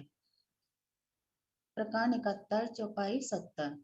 सातों घाटों फेर के 2 पुलों ऊपर जमुना, चल आगे पीछे मरोर खाई, पहुंची तालाब में लहरा। इसके पश्चात यमुना जी के दोनों तरफ आई पाल पर आए 7 घाट केल, लिबोई, अनार, अमृत, जाम्बू, नारंगी, बट की शोभा का वर्णन करते हैं। ये घाट 7 वनों के सामने आए हैं और जिस वन के सामने आते हैं उसी वन का रूप ले लेते हैं। प्रत्येक घाट 500 मंदिर का लंबा तथा 250 मंदिर का चौड़ा है। इनमें बड़ों वन के वृक्षों की 5 हारें सुशोभित हो रही हैं। इन वृक्षों की 5 भूम छठी चांदनी है। यमुना जी पर 2 पुल केल पुल व बटके पुल की शोभा है। ये दोनों पुल 5 भूम व छठी चांदनी के हैं। इनकी प्रत्येक भूम में हिंडोले आए हैं। यमुना जी की सतह पर 11 थंबों की 11 हारें आई हैं। इन 11 थंबों के मध्य 10 मेहराबें 10 घरनालों के रूप में सुशोभित हो रही हैं। यमुना जी मूल कुंड से निकलकर आधी ढकी तथा आधी खुली चलकर दक्षिण दिशा में मुड़ती हैं। इस मरोड़ पर दोनों पाल के चारों कोनों पर 4 महल सुशोभित हो रहे हैं। मरोड़ से केल पुल तक यमुना जी के दोनों ओर पाल के ऊपर 5 महल व 4 चबूतरों की शोभा है। इन महलों के मध्य यमुना जी के जल पर बनी मेहराबों में नूरमयी हिंडोले लटक रहे हैं। आगे चलती हुई यमुना जी केल पुल तथा बट पुल के नीचे आए 10 घरनालों से होती हुई पश्चिम दिशा में मुड़कर भोजकोसर ताल में प्रवेश करती हैं। अब आगे अंजलि जी वर्णन करेंगे। श्री बीतक साहब प्रकरण 71 चौपाई 71-72। गिरत तालाब टापू वर्णन वन चौफेर गिरदवाए अनबन लगता आगे दूबन सब जरद रंग शोभाए। इन आगे मैदान है फिर फूलबाग करे नजर सो बाग तले सो ऊपर शोभा सुनते हो जाए फजर। भोज कोसर के मध्य में टापू महल 6000 मंदिर गृत का आया है। टापू महल की ऊंचाई 3 भूम की आई है। इस टापू के चारों तरफ ताल में जहाज नौका चलते हैं। इस टापू पर मोहल आया है, चारों तरफ पानी आया है। बाहरी हार में 60 मंदिर और 4 दरवाजे 60 गुरज घेर कर आए हैं। 4 दरवाजे चारों दिशा में आए हैं। इस मंदिर से 125 मंदिर आगे चलकर 64 थंबों की एक हार और फिर मंदिरों की हार है। भीतरी मंदिरों की हार में 60 मंदिर और 4 दरवाजे। भीतरी तरफ कमर भर ऊंचा चबूतरा आया है। इस चबूतरे के 3 भाग हैं। मध्य के भाग में एक पानी का कुंड आया है। कुंड के तरफ बगीचा आया है और बगीचे के दाएं बाएं गिलम बिछी है जहाँ सुंदर बैठके हैं। कुंड व बगीचा तले की भूम में ही आए हैं। ऊपर की दोनों भूमों व चांदनी पर गोल चबूतरा आया है। 2 गुर्जों के बीच में जो 125 मंदिर का चौक है, इस चौक में वन आया है। सो वन भी 3 भूम तक चला गया है। इन वनों के ऊपर 3 दरवाजे 3 झरोके और 3 छज्जे वन पर आए हैं। अब आगे नूरबाग के पश्चिम में 1500 मंदिर का लंबा चौड़ा अनवन आया है। अनवन में सो सुंदर दिहुरियां आई हैं। हर चौक में अलग अलग रंगों के अलग अलग जातियों के अन्न के खेत लहरा रहे हैं। चौकों से मेवे साग फल और अनेक प्रकार के अन्न के खेत हैं। वहां से कोई भी वस्तु लेने पर ज्यों की त्यों बनी रहती है। हर बड़े बगीचे में रोज फुलवाड़ी आई है। नूरबाग का अंतिम चबूतरा और अनवन का पहला चबूतरा दोनों तरफ गिना जाता है। धूप दुलीचा अनवन की पश्चिम दिशा में आया है। बच्चों के चारों कोनों में 4 थंब उठे 4 मेहराबे और ऊपर छत आई है। छत के ऊपर कलश ध्वजा पताका नूरी शोभा लिए हुए हैं। धूप दुलीचे का हर एक छोटा बगीचा 36 मंदिर का लंबा चौड़ा आया है।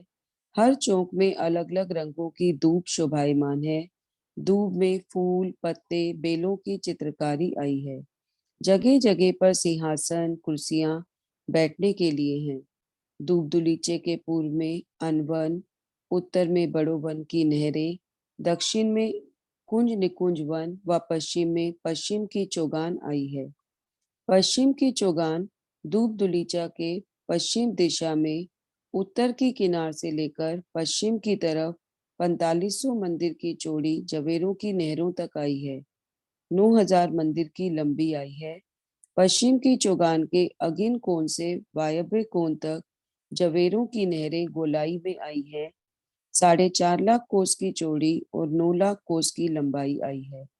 इस चौगान में सुंदर रंग बिरंगे चौक बने हैं।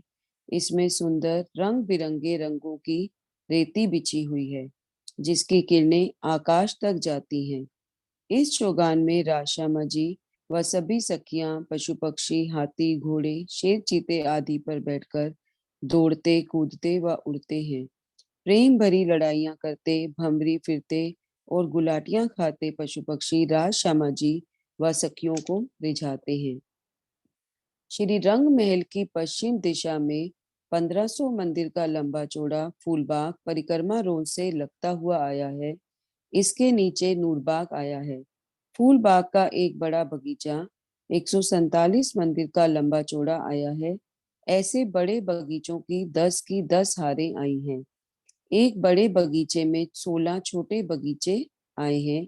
इनकी धूप भूम व तीसरी चांदनी है। पहली भूम के कमर भर ऊंचे झरोके से हम श्री राजश्यामा जी के साथ बैठकर सामने फूलबाग की शोभा देखते हैं और फवारों की बारीक बूंदें सभी के ऊपर आती हैं जो बहुत सुहावनी और आनंद देने वाली होती हैं। जमीन पर 1500 मंदिर का लंबा चौड़ा नूरबाग आया है। 11 चबूतरे आड़े और 11 चबूतरे खड़े आए हैं। नूरबाग में आने के लिए 10 खिड़कियों की सुंदर शोभा आई है। इसमें नूर के थंब आए हैं और इसकी शोभा भी फूलबाग के ही समान है। अब आगे रंग महल की उत्तर दिशा को चांदकमल जी बताएंगे।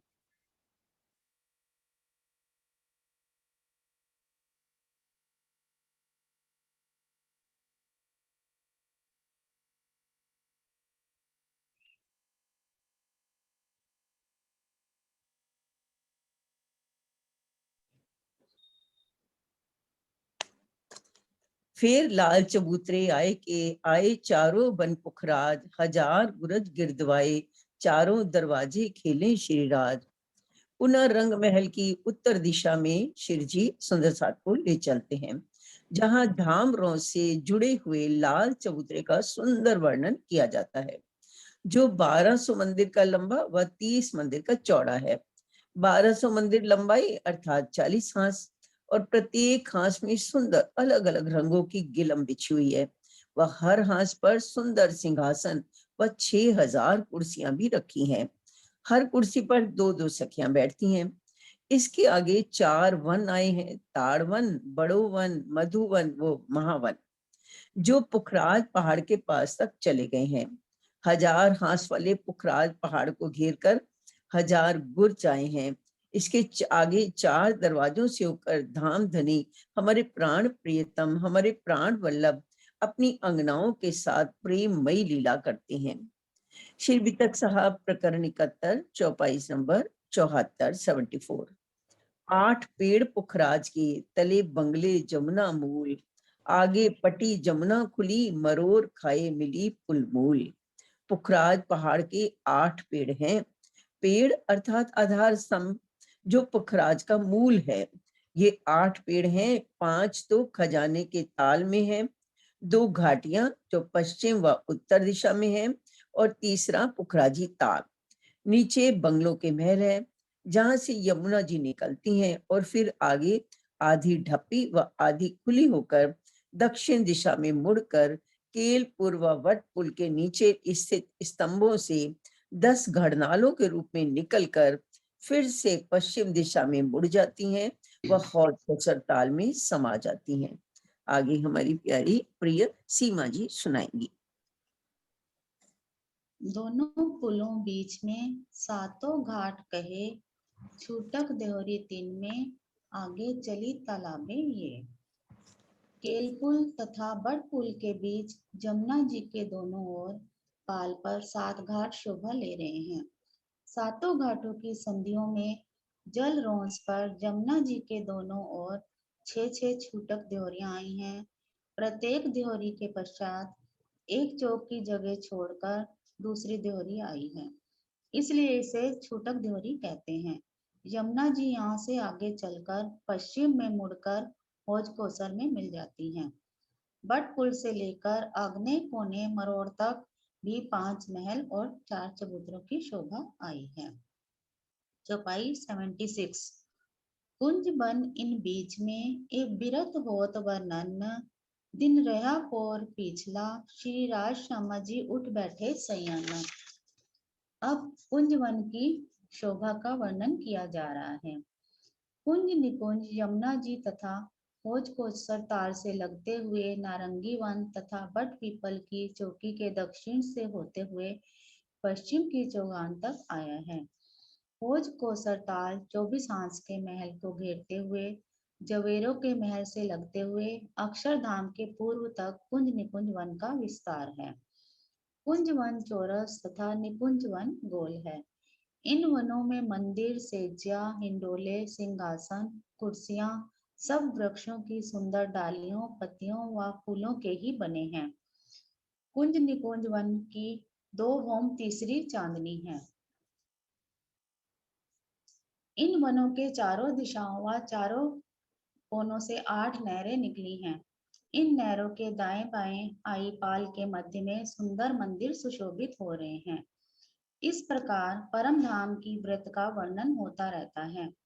जब परम धाम में पिछला दिन एक पहर शेष रह जाता है, अर्थात दोपहर 3 बजे का समय होता है, तब श्री राज श्यामा जी तीसरी भूमिका के नीले पीले मंदिर से उठकर जैसे ही विराजमान होते हैं, सब सखियां आकर उनके चरणों में प्रणाम करती हैं। चौपाई 77। कौन घाट आज जाएंगे, पूछ के पहुंचे तीर्थ, एक पहर बिलास किया, दोए पहर विहरत। तब धामधनी श्यामा जी से कहते हैं कि सखियों से पूछिए कि आज कौन से घाट चलना है। युगल स्वरूप सखियों के बताने पर युगल स्वरूप उनके साथ वहां पहुंच जाते हैं। ये प्रसंग शुक्ल पक्ष का है, तो वनों में दोपहर तक लीला होती है, जिसमें 6 घड़ी तक तरह तरह की क्रीड़ाएं करते हैं और 2 घड़ी शेष रहने पर 1 घड़ी में झीलना और 1 घड़ी में श्रृंगार करते हैं। इसके पश्चात 1 प्रहर रात्रि तक तरह तरह की प्रेममयी लीलाएं करते हैं। पुनः सुखपालों से 5वीं भौम के झरोखों में आते हैं। आगे का वर्णन तरवीन जी करेंगे। श्री बीतक साहेब प्रकरण 71, 78, 79। फिर पौढ़े 5वीं, प्रातः उठे इन ठौर, तीसरी भौम पधारत, ये शोभा है जोर। आरोग पौढ़े भौम तीसरी, खेलें चौक में साथ, श्री राजे आज चित धरी, खेल दिखाऊं पकड़ हाथ। वनों से सीधा आकर श्री राज श्यामा जी 5वीं भौम में रंग परवाली मंदिर में शयन करते हैं। प्रातः काल वहां से उठकर तीसरी भौम की पड़साल में आकर विराजमान होते हैं, जिसकी शोभा बहुत ही अनुपम है। फिर तीसरी भौम की पड़साल में युगल स्वरूप भोजन करके नीलो पीलो मंदिर में विश्राम करते हैं। इस समय सभी सखियां रंग महल के आसपास के स्थानों में क्रीड़ा करने जाती हैं। परिक्रमा प्रकरण 3, चौपाई 91। इत बड़ा मिलावा होई, जुदी रहे ना या समय कोई छज्जों कोई जालियों, कोई मोहलों कोई मालियों। जब परमधाम में इश्क रब्द बहुत अधिक बढ़ गया, तो धामधनी ने आज ही के दिन अपने चित्त में ले लिया कि मैं रूहों को अपने चरणों में बैठाकर माया का खेल दिखाऊंगा। अब आगे प्रियंका सखी तीनों लीलाओं का वर्णन करेंगी।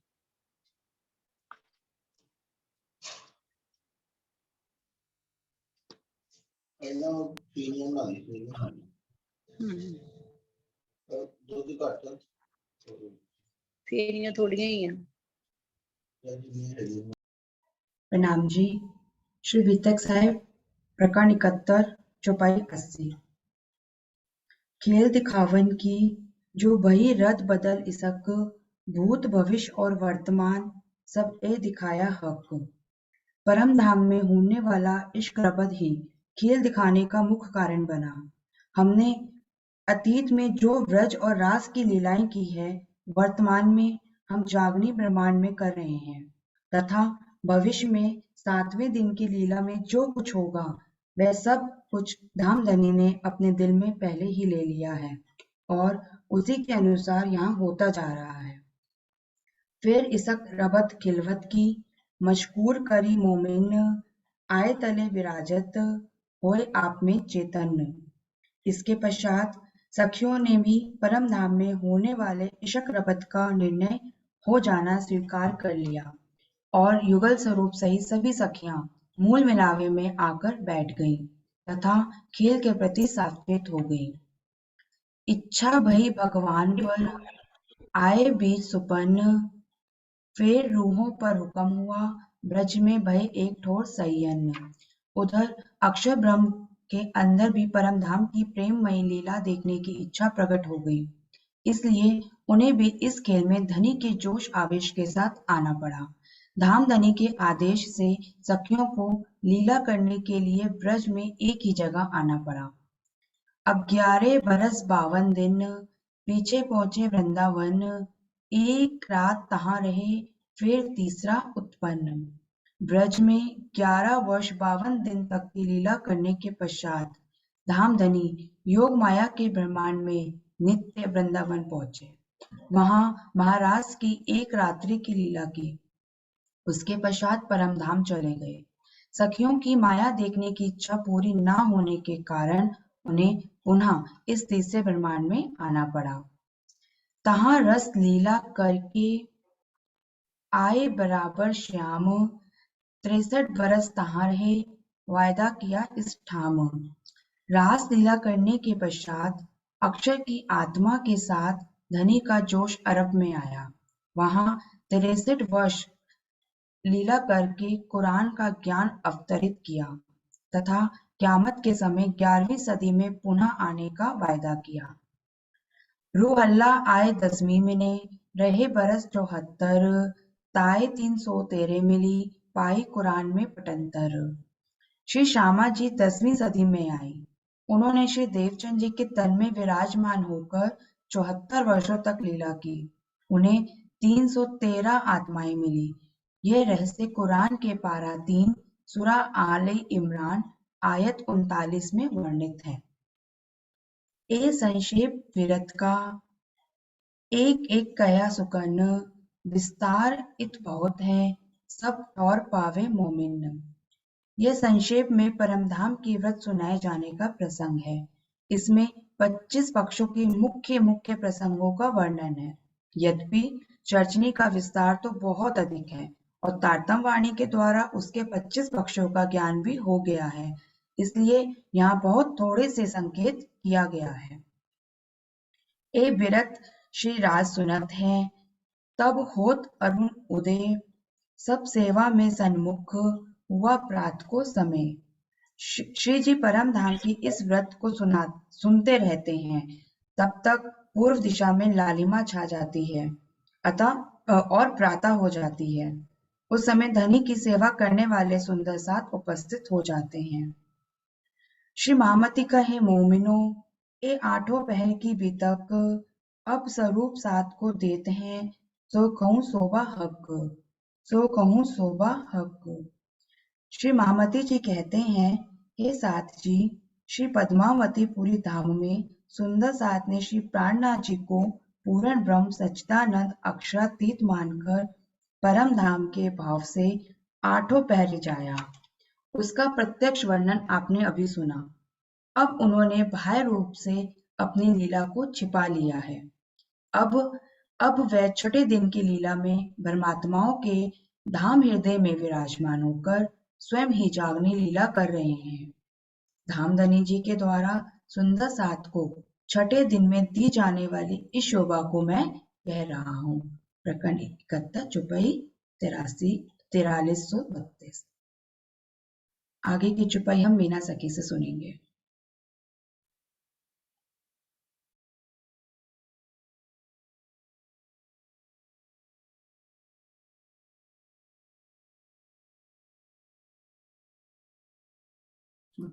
मीना जी अनम्यूट कीजिए। हाँ जी। 36 कारखानों की सेवा। हाँ। પ્રકરણ 71 ચોપાઈ 1 થી 10 નું વિતક વર્ણન કરું છું। હે સાતજી, શ્રી પદ્માવતીપુરી ધામમાં સુંદર સાત શ્રીજીને અક્ષરાતીત માનીને જે રીતે આઠેય પહોર રીઝાયું તેનું વર્ણન કરી રહી છું। હવે અલગ અલગ વિભાગોમાં જે સુંદર સાત સેવા કરતા હતા તેનું હું વર્ણન કરું છું। બધા સુંદર સાતની સેવા, બધી વ્યવસ્થા ગરીબદાસ પાસે રહેતી હતી। તે દરરોજ ધામધણીને પ્રાર્થના કરતા હતા કે ધામધણી, હવે મારાથી વ્યવસ્થા જવાબદારી સંભાળી શકાતી નથી। એ હતું મ દેખો ઓર કો મજલ રામનગર, કહી बहुत આતુર હોય કે તબ હુआ હુકમ લાલ પર। આ વ્યવસ્થા બીજા કોઈને સોંપી દો। રામનગરમાં જ્યારે ગરીબદાસ જુએ ખૂબ જ વ્યાકુળ થઈને શ્રીજીને આગ્રહ કર્યો ત્યારે તેમણે શ્રીજીને વ્યવસ્થા સંભાળવાનો આદેશ કર્યો। ગળે સે હુકમ હુआ પાતશાહ કે હજૂર, તબ વૃંદાવન को दई जान के काम जरूर। ગળામાં શ્રીજી લાલદાસજીને ઔરંગઝેબ બાદશાહ પાસે જવાનો આદેશ આપ્યો હતો।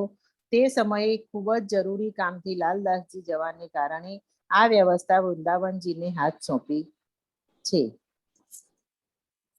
आए पहुंचे परनामे, लाले चले तब छोड़ी वृंदावन ने सौंपी लाल को सब। જ્યારે શ્રીજી પન્નાજી આવી ગયા ત્યારે લાલદાસજી ઔરંગઝેબ સંદેશ આપવા ના જઈ શક્યા ત્યારે વૃંદાવનજી સુંદર સાથની વ્યવસ્થા જવાબદારી લાલદાસજીને સોંપી. દે પઠઈ કુંજી કો લાલ કો હુઆ હુકમ, એહી પાઈ આજ્ઞા સે સેવા કરો સબ તુમ. લાલદાસજીને સોંપીને શ્રીજી બધા સુંદર સાથની સેવા જવાબદારી સંભાળવાનો આદેશ કર્યો કે હવે તમારા આદેશથી આ સેવા સંભાળવી પડશે. मूल 36 कारखाने का सब दिया हाथ के लाल के हाथ, जिनको जो कछुक चाहिए સો સબો પહોંચાવે. તો સુંદર સાથની સેવા વ્યવસ્થિત રીતે ચલાવવા માટે જે પહેલે 36 વિભાગમાં આવ્યા હતા બનાવવામાં આવ્યા હતા, શ્રીજીએ તે બધા વિભાગોને દેખભાળ કરવાનો અધિકાર લાલદાસજીના હાથમાં સોંપ્યો. સુંદર સાથને જરૂરી મુજબ દરેક સુવિધા ઉપલબ્ધ થાય છે. આ 36 कारखानाનો ઉદ્દેશ હતો. आगे की वितक प्रभा सखी करेगी. प्रकरण 72 चौपाई 11। दोनों स्वरूप और साथ के सब वस्त्र भूखन पहुंचावे स्नेसो नित नित रंग नौतन। युगल स्वरूप और सब सुंदर साथ के वस्त्र भूषण की व्यवस्था स्वयं श्री लालदास जी अति प्रेम पूर्वक किया करते। सभी प्रकार के अनाज, शाक, सब्जियां, मेवा, मिठाइयां जो भी जिस सुंदर साथ को चाहिए होता, आवश्यकता अनुसार सबको प्राप्त हो सके, इस सब का ध्यान वो स्वयं ही रखते। गृहस्थ और विरक्त दोनों प्रकार के सुंदर साथ की सेवा के लिए सभी सामान पहुंचा दिया जाता। प्रकरण 72 चौपाई 14। हाजिर रहे हजूर में बैठे श्री राज के पास, आगे पीछे ना हो वही ये सेवा करें खास। सारी व्यवस्था को ध्यान में रखते हुए भी श्री लालदास जी श्री जी के पास ही बैठे रहते। उनकी व्यवस्था ऐसी चल रही थी कि किसी भी सेवा में कोई त्रुटि आती ही नहीं। अब उन सुंदर साथ के नाम बताए जा रहे हैं जिनके पास अलग अलग विभाग यानी जिनको जो सेवा प्रदान की गई। घनश्याम जी को बही खाता लिखने का यानी हिसाब किताब लिखने की सेवा दी गई। धर्मदास जी खजाने का सही तरीके से इस्तेमाल किया जा सके इसकी प्रेम से देखभाल करते। भिखारी दास जी, मकरंद जी और गीगा जी भी उनके साथ सेवा में शामिल रहते। प्रकरण 72 चौपाई 18, 19, 20। कपड़ा मकरंद देवही सब साथ और राज, तीन सेवे नित सेवे सनेसो, फिर खेम करन उन इन काज। पहले नारायण देवे कपड़ा रहे सेवा में हुक्म, देवे सब सनेसो, फिर करी खेम करन आतम।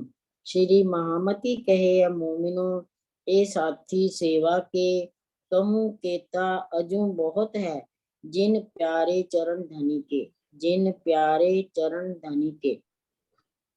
श्री जी के लिए और सब सुंदर साथ के लिए कपड़ों की सेवा मकरंद जी और नारायण जी करते। फिर खेमकरण जी को ये सेवा दी गई। नारायण जी सेवा में प्रेम से मगन रहते। खेमकरण जी अपनी आत्मिक सुख के लिए सेवा करते। श्री महामती जी कहते हैं कि मैंने तो बहुत थोड़े से सुंदर साथ के नाम लिखे हैं जो सेवा में हरदम हाजिर रहे। सेवा में समर्पित तो और भी बहुत से सुंदर साथ हैं, लेकिन इतने बड़े नाम तो मैं लिख नहीं सकता। जिनको धनी के चरण बहुत प्यारे होते हैं वो तो धनी के चरणों से अलग हो ही नहीं सकते। उन्हीं के दिल में विश्वास और श्रद्धा पूर्ण प्रेम होता है, वो ही सेवा कर सकते हैं। प्रणाम जी। आगे सीमा जी। गर्मी के दिनों की सेवा। प्रकरण 73 चौपाई 1। गर्मी के दिनों में सब सेवा खुशबोए, अतर खरीद सब जात के, आवे तुंग भरे गुलाब के सोए। गर्मी के दिनों में बंगला जी दरबार को सुगंधित और शीतल रखने के लिए हर प्रकार की व्यवस्था की जाती है। फूलों की प्राय सभी प्रमुख जातियों के इत्र खरीदे जाते हैं। गुलाब जल से भरे मटके बाहर से मंगाए जाते हैं। चौपाई 2। अगर चोवा खस खाना करे सेवा गंगा राम, खसबोए खाना सब रखत है यही खरीद करे इस ठाम। अगर इत्र आदि सुगंधित पदार्थों को रखने की सेवा गंगा राम जी करते हैं। वे बाहर से इन सभी सुगंधित पदार्थों को खरीदकर अपने नियंत्रण में रखा करते हैं। सुंदर साथ गार्डर नामक घास की सुगंधित जड़ों को बांस की फटियों के साथ मिलाकर दीवारें और छप्पर बनाते हैं और उस पर पानी छिड़कते हैं। चौपाई 4। टटियां बांधने को एक ओका गंगा राम, सेवा कृष्ण दास दयाल, रहे मोहम्मद खां इन काम। खस की चिकें बांधने की सेवा में ओका गंगाराम, कृष्णदास दयाल और मोहम्मद खान रहते हैं। चौपाई 5। फतेह मोहम्मद आवत खड़ा करन खस खान, बंगले के बीच में सब सेवा करे समान। खस की दीवारों को खड़ा करने के लिए फतेह मोहम्मद आते हैं। बंगला जी दरबार में सब सुंदर साथ समान भाव से सेवा करते हैं। चौपाई 6। काम बड़ई का पड़े रहे मोहन हीरा मन, सुतरी डोरी ल्यावन को भूलचंद मोहन। जब बढ़ई के काम की आवश्यकता पड़ती है तो मोहन और हीरामन हमेशा इसके लिए उपस्थित रहते हैं। सुतली और डोरी लाने की सेवा भूलचंद और मोहन जी किया करते हैं। कुछ सुंदर साथ जंगल से बांसों की फटियां लाकर उन्हें लाल कपड़ों से बांधकर चिके तैयार करते हैं, क्योंकि बंगला जी में धाम के धनी श्री प्राणनाथ जी विश्राम करते हैं। चौपाई 9। जल छिरकत सब बंगले, उठाए सब बिछोने, इनायत खां भगवान, गंगा राम सेवे इनमें। संपूर्ण बंगला जी दरबार में सबके बिछोनों को उठाकर जल छिड़का जाता है। इनायत खां भगवान तथा गंगा राम जी इस सेवा में सक्रिय रहते हैं। श्री जी का बिछोना बिछाने की सेवा करने वाले बिहारी दास जी तथा सब सुंदर साथ इस सेवा में दौड़ पड़ते हैं। श्री प्राणनाथ जी के स्वरूप की पहचान करके वीर जी मोदी जल छिड़कने की सेवा करते हैं। चौपाई 11। नंद राम पखाले मंगावत, आखर वल्लभ इत छिरकत, तर करे जिमी को गर्मी ना फरकत। नंद राम जी पानी छिड़कने वाले छोटे छोटे घड़े मंगवाते हैं और वल्लभ दास जी जल छिड़कते हैं। वे धरती को इतना तर कर देते हैं कि गर्मी पास नहीं आती। चौपाई 12। वाव ढोले इत हजूरी, खड़े रहे इक पाए, बिहारी वाव ढोलत, कब गंगा दास इत आए। श्री जी की सेवा करने वाले सुंदर साथ उनके ऊपर पंखे से हवा करते हैं और सेवा में पल पल उपस्थित रहते हैं। कभी बिहारी जी तो कभी गंगाराम जी पंखे से हवा करते हैं। शंकर भाई के हाथ में तो हमेशा ही पंखा रहता है। जब महाराजा छत्रसाल जी आते हैं तो वे भी श्री प्राणनाथ जी के ऊपर पंखा झलते हैं। अब आगे का वर्णन प्रियंका सखी करेंगी। प्रकरण 73 चौपाई 14। और साथी सब ठौलत, जहां लग पौड़त श्री राज, चार जने इत खड़े रहे, वल्लभ शंकर यही काज। जब तक श्री जी लेटे रहते हैं तब तक सेवा वाले सब सुंदर साथ पंखा जलते रहते हैं। इस सेवा में 4 सुंदर साथ हमेशा उपस्थित रहते हैं। वल्लभ दास जी तथा शंकर भाई जी यही विशेष सेवा वल्लभ दास जी तथा शंकर भाई की यही विशेष सेवा है। गंगा दास गंगा राम और बिहारी दास संत दास सेवन में खड़े रहे एक खास। गंगा दास जी, गंगा राम जी, बिहारी दास जी और संत दास जी ये चारों सुंदर साथ धामधनी की सेवा में विशेष रूप से खड़े रहते हैं और साथी भी सेवन को खड़े रहे सदा सन्मुख, जिन्हों सुख लिया इन समय कयो न जाए इन मुख। इनके अतिरिक्त और भी बहुत से सुंदर साथ हैं जो हमेशा ही श्री जी की सेवा के लिए उपस्थित रहते हैं। जिन सुंदर साथ ने श्री प्राणनाथ जी को पूर्ण ब्रह्म सच्चिदानंद अक्षरातीत मानकर सेवा की और सुख लिया, उनके सौभाग्य का वर्णन इस मुख से नहीं किया जा सकता। इन सेवा में पहले रहते निर्मल दास का पीछे प्रेमदास ने सेवा करी जो खास। श्री जी की सेवा में पहले निर्मल दास जी रहा करते थे। उनके बाद प्रेमदास जी ने इस विशेष रूप से ये धामधनी की सेवा की। लाल मुकुंद दास रहते हैं निर्मल दास के संग, गोविंद दास सुरती मगन सेवत सर्वा अंग। लाल दास जी तथा मुकुंद दास जी सेवा में निर्मल दास जी के साथ रहते हैं। सूरत के रहने वाले गोविंद दास जी धनी के प्रेम में मगन होकर सभी अंगों से सेवा करते हैं। जमुना मानक इन समय रहे हजूर सेवा में, रामबाई आखिर में ये सभी हुई बल्लभ से। इस समय यमुनाबाई तथा मानकबाई श्री जी की सेवा में उपस्थित रहा करती हैं। बाद में रामबाई भी इस सेवा में रहने लगी। वल्लभ भाई ने धामधनी की इन सारी सेवाओं को निभाया। हकीकत खां भेजत हैं गुलाब के शीशे, छिड़कत है सब सेज पर गंगा राम इन समय।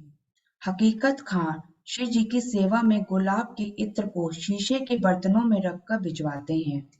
गंगा राम जी उसे श्री जी की संपूर्ण तेज पर छिड़कते हैं। आगे प्रभा सखी जी।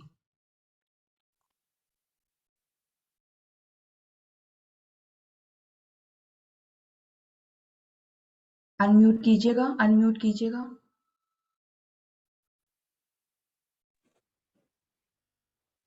प्रकरण 73 चौपाई 21। मेही वस्त्र पहनन के प्रेमदास ल्यावे, आखिर को उन पे नंद राम पासे आवे। श्री राज जी के पहनने के महीन वस्त्र प्रेमदास जी लाते हैं। फिर ये सेवा नारायण दास जी को दी गई। उसके बाद वल्लभ दास जी को सेवा मिली। वल्लभ दास जी और भी कई तरह की सेवा बहुत अधिक मेहनत और प्यार से करते।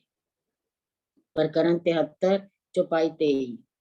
महावजी भाई इन समय आए पोरबंदर से सेवा अनार राखवे की और पत्री लिखवे की सेवा में। इस समय पोरबंदर से महावजी आए और उन्होंने स्याही रखने और पत्र लिखने की सेवा संभाल ली। लालदास जी अपनी सारी व्यवस्था को ध्यान में रखने के पश्चात धामधनी के चरणों में प्रणाम करते हैं। धनी जी भी उनकी सेवाओं से प्रसन्न होते हैं और लाड भरे शब्दों से बुलाते हैं। प्रकरण 73 चौपाई 25। श्री महामती कहे सैयन को ये सेवा के कहे साथ, यहाँ ते ही खड़े रहे जाके धनिये पकड़े हाथ, जाके धनिये पकड़े हाथ। सब सुंदर साथ को संबोधित करते हुए महामती जी कहते हैं कि हे साथ जी, मैंने सेवा के प्रति समर्पित होने वाले सुंदर साथ के नाम बताए हैं। धामधनी की सेवा वे ही सुंदर साथ करते हैं जिनके ऊपर धनी की अपार मेहर होती है और उन्हीं को माया से बचाने के लिए उनका हाथ पकड़े रहते हैं। अर्थात धनी की मेहर की नजर और वरदहस्त उन्हीं सुंदर साथ पर होता है जो सेवा में प्रेम से समर्पित होते हैं। कुल प्रकरण 73, कुल चौपाई 4377। प्रेम प्रणाम जी। आगे परवीन जी शिक्षा बोलेंगे।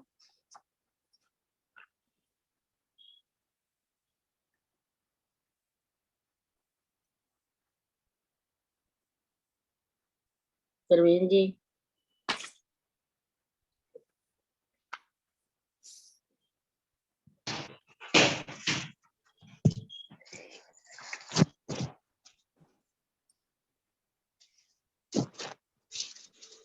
प्रणाम जी सुंदर साथ जी।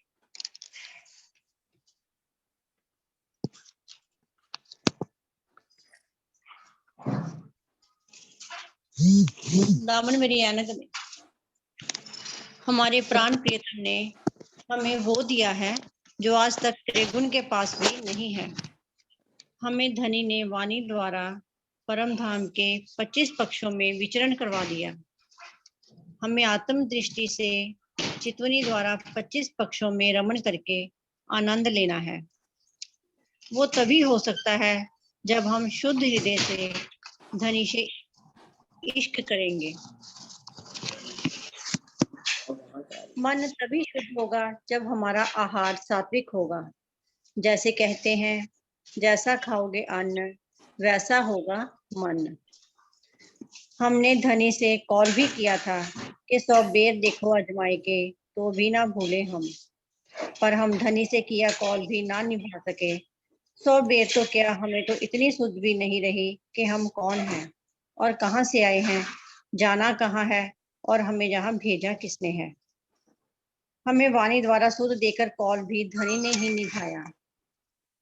वो तो सब विद वतन सहित यहाँ आए हैं। अब तो हमें रहनी में आना ही होगा। रहनी रूह पहुंचावही, कहनी लग रही चरम। सुंदर साथ जी, जिस तरह नारियल 2 तरह का होता है, एक कच्चा और दूसरा पका हुआ। जैसे कच्चे नारियल की गिरी खोल के साथ चिपकी रहती है, वैसे ही हम भी माया से चिपके पड़े हैं।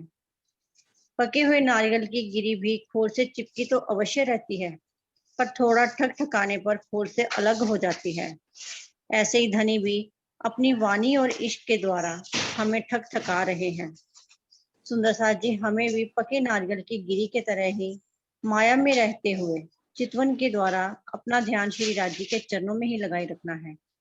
हमारे धनी तो सेहत से भी नजदीक हैं।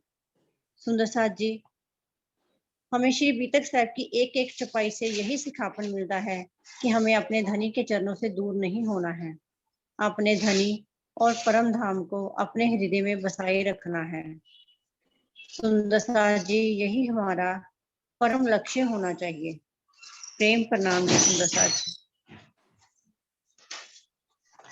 हाँ जी, गुजराती में मीना बहन बोलेगी। પ્રણામ જી। શ્રી વિતક સાહેબ સાંભળવાની સુંદર સાથ સાથે જે સુંદર સાથ સેવા કરતા હતા, આજે આ વિતક આપણા માટે કરવામાં આવી છે। હાલમાં આપણે પણ શ્રીજીના પગલે ચાલવું જોઈએ। વિતકમાં સુંદર સાથ ગરમીના દિવસોમાં શ્રીજીને ઠંડક આપતા હતા, ઠંડીના દિવસોમાં શ્રીજીને ગરમી આપતા હતા અને સેવા કરતા હતા। વિતકમાં જોયું, શ્રીજીને ભોગ લગાવતી વખતે મોઢા પર સુંદર સાથ રૂમાલ ઢાંકી દેતા, કારણ કે શ્રીજીને ભોગ લગાવતા પહેલા સુંદર સાથના નાકમાં ભોગનો સ્વાદ ના જતો રહે। પોઢવણી કરતી વખતે પલંગ સજાવીને શ્રીજીને પોઢવણી કરાવતા હતા। ત્યારે સુંદર સાથજી, વિતક સાંભળવાથી આપણને સમજવું જોઈએ કે વિતકમાં સુંદર સાથ શ્રીજીની સેવા કરતા હતા। સુંદર સાથની રહેણી કરની તથા સેવાની ભાવ રાખવો જોઈએ। શ્રીજી પ્રત્યે ત્યાગ અને સમર્પણનો ભાવના રાખવી જોઈએ અને ગમે તેટલા કષ્ટ આવે તો પણ દુઃખ આવે તો પણ શ્રીજીને સાથે રહેવું જોઈએ। એ શ્રીજીના ભૂલવા જોઈએ નહીં। માયામાં રહીને પણ શ્રીજીને રાત દિવસ સ્મરણ કરવું જોઈએ। રહેણી કરણી કરવી જોઈએ। શ્રીજીને પ્રત્યે સમર્પિત થઈ જવું જોઈએ। તનનું દીપક, મનની જ્યોતિ અને ઈષ્ટનું ઇમામ ઘી પૂરીને શ્રીજીની સેવા કરવી જોઈએ। સુંદર સાથ, મને જે આવડ્યું તે મેં વાણીમાં દર્શાવ્યું છે। મારી વાણીને વિરામ આપું છું। प्रणाम जी। हाँ जी, पंजाबी में सिक्ख्या मैं बोलूंगी। हाँ जी, प्यारे सुंदर साथ जी, तुहाडे चरनां विच प्रेम भरी प्रणाम जी। अज तो लगभग 3.5 महीने पहला तो सारे सुंदर साथ जी बीतक साहिब विचों मोती चुग चुग के सुंदर साथ दे सामने रखते रहे। ये सब कुछ जो भी असी देखा, सुनिया ते हासिल किया है, वो सब प्राण प्रीतम दी बहुत वड्डी मेहर नाल ही हो सकता है। पद्मावतीपुरी धाम पन्ना विच श्री जी नूं प्रत्यक्ष धाम धनी मन के 8 पैर 64 घड़ियां उन्हां दी छोटी तो छोटी सेवा विच सुंदर साथ हर समय तैयार रहिंदे कि किसी भी सेवा विच कोई फर्क ना पवे। ये सेवा एक पहर, एक दिन, एक महीना जां 1 साल तक नहीं, जदों तक धामधनी अपने तन नाल सामने रहे ਉਦੋਂ ਤੱਕ ਤਾਂ ਪ੍ਰਤੱਖ ਸੇਵਾ, ਪਰ ਅੱਜ ਵੀ ਸੇਵਾ ਉਸੇ ਤਰ੍ਹਾਂ ਹੀ ਲਗਾਤਾਰ ਚੱਲ ਰਹੀ ਹੈ। ਸਮੇਂ ਸਿਰ ਬਾਣੀ, ਚਰਚਾ, ਚਿਤਵਨੀ ਅਤੇ ਸੇਵਾ ਉਸੇ ਭਾਵ ਨਾਲ ਹੀ ਹੁੰਦੀ ਹੈ। ਅੱਜ ਵੀ ਸਾਡੇ ਪਿਆ ਜੀ ਗੁੰਮਟ ਜੀ ਵਿੱਚ ਚੰਦਨ ਦੇ ਝੂਲੇ ਵਿੱਚ ਬੈਠੇ ਧਿਆਨ ਸਮਾਧੀ ਵਿੱਚ ਹਨ।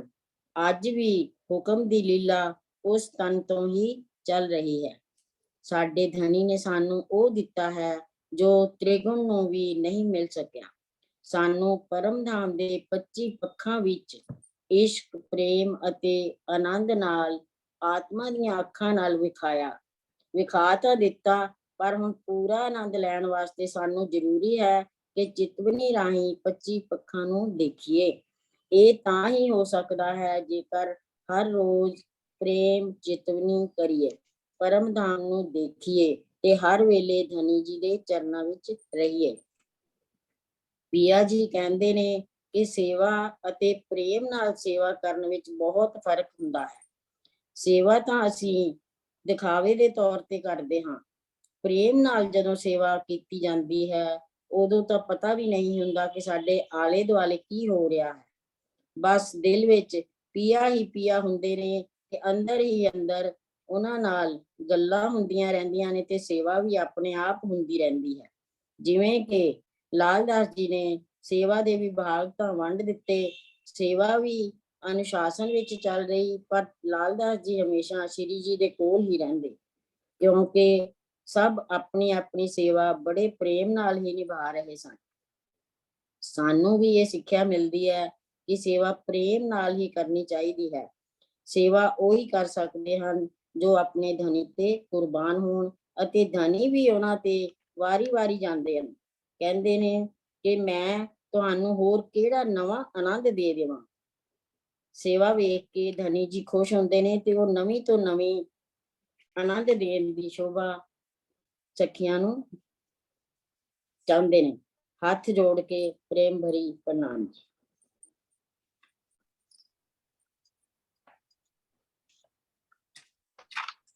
हाँ जी, आगे है प्री कैप सीमा जी।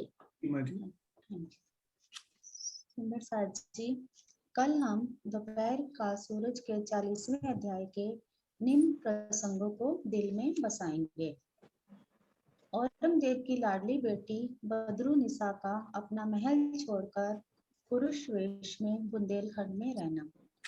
औरंगजेब के सेना नायक का श्री प्राणनाथ जी को मारने के लिए आना और बदरुनिसा द्वारा उससे श्री प्राणनाथ जी के चरणों में झुककर माफी मंगवाना। श्री जी की मेहर से छोटी छोटी बालिकाओं द्वारा काशी के विद्वान भट्टाचार्य के अहम का टूटना। श्री जी के आशीर्वाद से श्री गुम्मट जी के दरवाजे पर लच्छीदास जी के हाथ का कड़ा लगवाना, जिसका की विशेष महत्व है। श्री बाईजूराज जी के पंच भौतिक तन का त्याग और श्री बाईजूराज का सुंदर साथ को साक्षात दर्शन देना और उस स्थान पर मंदिर का निर्माण होना। माँ आज भी महारानी जी साक्षात विराजमान हैं। पन्ना जी श्री जी के द्वारा चर्चा करते हुए सुंदर साथ, पन्ना जी में श्री जी के द्वारा चर्चा करते हुए सुंदर साथ को वाय नेत्रों से परम धाम में विराजमान राज्य के दीदार होना। महाराजा छत्रसाल जी द्वारा हिंदू मुस्लिम के भेद को मिटाकर दिल्ली के बादशाह मोहम्मद शाह की भतीजी के निकाह के लिए 1 लाख रुपए भेजना। सावन के महीने में कृष्ण पक्ष की चतुर्थी के प्रथम पहर में श्री जी का समाधिस्थ होना। छत्रसाल जी को अंता प्रेरणा से श्री जी के समाधिस्थ होने की प्रेरणा मिलते ही अपने घोड़े सहित केन नदी में छलांग लगाना और श्री जी द्वारा उनके घोड़े को डूबने से बचाना और छत्रसाल जी का सकुशल पन्ना जी पहुंचना। श्री जी को गुम्मट जी मंदिर में नीचे झूले पर पधराना और ऊपर सिंहासन पर श्री मुखवाणी को श्री प्राणनाथ जी का ज्ञानमय स्वरूप मानकर पधराना। आज भी श्री जी पन्ना जी में साक्षात विराजमान हैं। सुंदर साथ को प्रत्यक्ष दर्शन देते हैं। जिनके अंता चक्षु बंद हैं, श्रद्धा और आस्था नहीं है, उन शुष्क हृदय वालों के लिए अवश्य ही उनका धाम गमन हो गया है। उपरोक्त सब प्रसंग हमारी सुखपाल टीम की प्यारी सखियों के द्वारा कल वर्णित किए जाएंगे और हम सुंदर साथ बड़े प्यार से ग्रहण करेंगे। प्रेम प्रणाम जी। प्रणाम जी सुंदर साथ जी। आज हमने जो अष्टपहर की बीतक सुनी उसमें 8वां पहर हमारा आज संपूर्ण हुआ। अभी चांद कमल जी कुछ बोल रहे हैं। हाँ जी प्रणाम जी। प्रणाम जी सुंदर साथ जी। ये सुंदर साथ जी बीतक से बहुत कुछ हमने सीखा। थोड़ी सी मेरे मन में भी भाव आ रहे हैं। मैं सिर्फ 1 मिनट का ही समय लूंगी, अधिक नहीं। सुंदर साथ जी, यूं तो बीतक हम हर साल पढ़ते हैं, हर साल हम कुछ ना कुछ सीखते भी हैं, पर इस साल की बीतक हमने पढ़ी ही नहीं, झीली भी है। अर्थात हमने बीतक को जिया है, इसमें डूबे हैं। धनी ने स्वयं हमें एक एक के हृदय में बीतक को उतारा है। वह कई अनमोल मोती हमारी झोली में भी डाले हैं। बीतक को नए नए अंदाज में झीलना, फिर प्रश्नोत्तरी भी नई नई। वाह सुंदर साथ जी, धनी ने नए नए द्वार हमारे लिए खोल दिए हैं। कभी बूझो तो जाने, कभी मैच द फॉलोइंग, कभी चक्र घुमाकर वर्णन करना, कभी हमारे नए युवा सुंदर साथ ने नए नए रूपों में प्रश्नोत्तरी प्रस्तुत की, तो हमारे जैसे पुराने सुंदर साथ भी उनके साथ दौड़ पड़े। मोती तो अनमोल निकलने ही थे। दृढ़ निश्चय, मुसीबतों में ना घबराना, अटल विश्वास, प्रेम, सेवा आदि आदि आदि अनमोल मोतियों ने हमारे जीवन को बीतकमय बना दिया था। इतना ही कहूंगी, प्रेम की इस डगर पर बढ़ते हुए हम क्या थे, क्या हो गए और होंगे क्या अभी। प्रणाम जी सुंदर साथ जी। प्रणाम जी चांद आंटी, आपने इतना अच्छा समअप किया आज 8वें पहर की बीतक को कि इसके बारे में कुछ और बोला ही नहीं जा सकता, कुछ एड ऑन किया ही नहीं जा सकता। और चहबच्चे टीम, जैसा कि हमको पता है सुंदर साथ जी, हमारी जो चहबच्चे टीम है वो चर्चनी स्पेशल है, तो उनके लिए ये स्पेशल अष्टपहर की सेवा, 36 कारखानों की सेवा, ये वाला चैप्टर विशेष रूप से उनको दिया गया। और जैसा एक्सपेक्टेड था उन्होंने उसको बहुत ही अच्छे तरीके से 8वें पहर को प्रस्तुत किया हम सबके सामने। जो रात्रि का 3 से 6 का समय होता है, उस समय जो श्री जी के साथ लीला चल रही है और किस प्रकार सारे सुंदर साथ उनको अक्षरातीत मानकर ही सेवा कर रहे हैं। और इसमें एक चौपाई मुझे बहुत अच्छी लगी, मैं भी 2 मिनट लूंगा, कि इसमें आगे जब वर्णन किया गया कि किस प्रकार हम इस खेल में आए, तो उसमें बहुत ही अच्छा एक जगह वर्णन है कि जब प्रेम का तखत आया तभी अक्षर की आत्मा जो है अंदर जा पाई। तो इसी प्रकार इसमें आगे एक चौपाई में और लिखा था कि आज भी जो है सुंदर साथ अगर चितवनी करें तो उसमें प्रेम का ही समर्पण चाहिए होगा, तभी वो आगे चितवनी उनकी लग पाएगी। और दूसरी एक चीज मुझे बहुत अच्छी लगी, जब चर्चनी चल रही थी तो ये सारे जो मैप्स दिखाए जा रहे हैं आपके सामने, ये सारे मैप्स ऑलमोस्ट 30 पेजेस में, एक एक में 5-6 मैप की कटिंग है। तो ये पूरी बहुत ही अच्छी सेवा रही मैप्स को शेयर करने की और एकत्रित करने की। थोड़ा स्क्रीन शेयर लेट हो रहा है, आज मेरी तरफ से डिले है, तो जब वो स्क्रीन पे आएगा मैं आपको दिखाऊंगा। तो ये हमारी जो मेन वेबसाइट है सुंदर साथ जी, spjin.org, शायद अभी स्क्रीन पे आई नहीं है,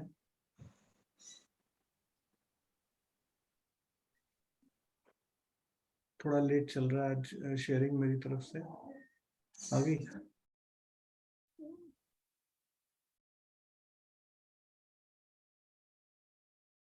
इसमें मेन वेबसाइट पे अगर आप चितवनी में यहाँ पे क्लिक करेंगे तो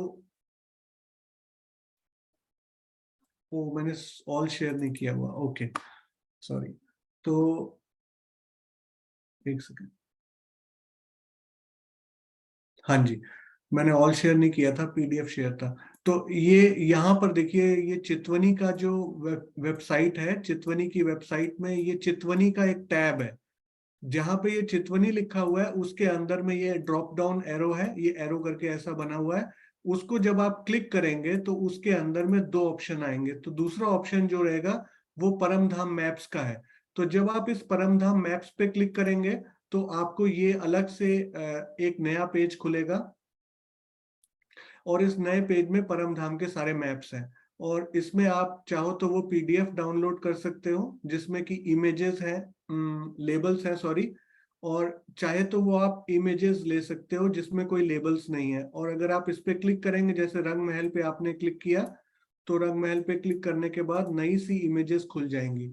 तो ये सारी रंग महल की इमेजेस जो आज हम देख रहे थे, और चांदनी चौक और ये सारा वर्णन, पूरा वृत्त का जो वर्णन सुबह सुबह 8वें पहर की लीला में दिखाया जा रहा था, वो सारा ये आप मैप्स यहाँ पे देख सकते हैं। तो बहुत ही अच्छी आज जो हमने ये पूरी वृत्त सुनी शॉर्ट में। अभी 25 पक्ष की शॉर्ट में वृत्त किस प्रकार हम बाहर से आते हैं, जो 8वां सागर है, मेहर का सागर, उससे अंदर प्रवेश किया, और प्रवेश करके फिर हम किस प्रकार केल पुल से होते हुए मूल मिलावे तक जाते हैं, और फिर मूल मिलावे से वापस पूरे परम धाम की चितवनी करवाई, सारे रंग महल की चितवनी करवाई उन्होंने।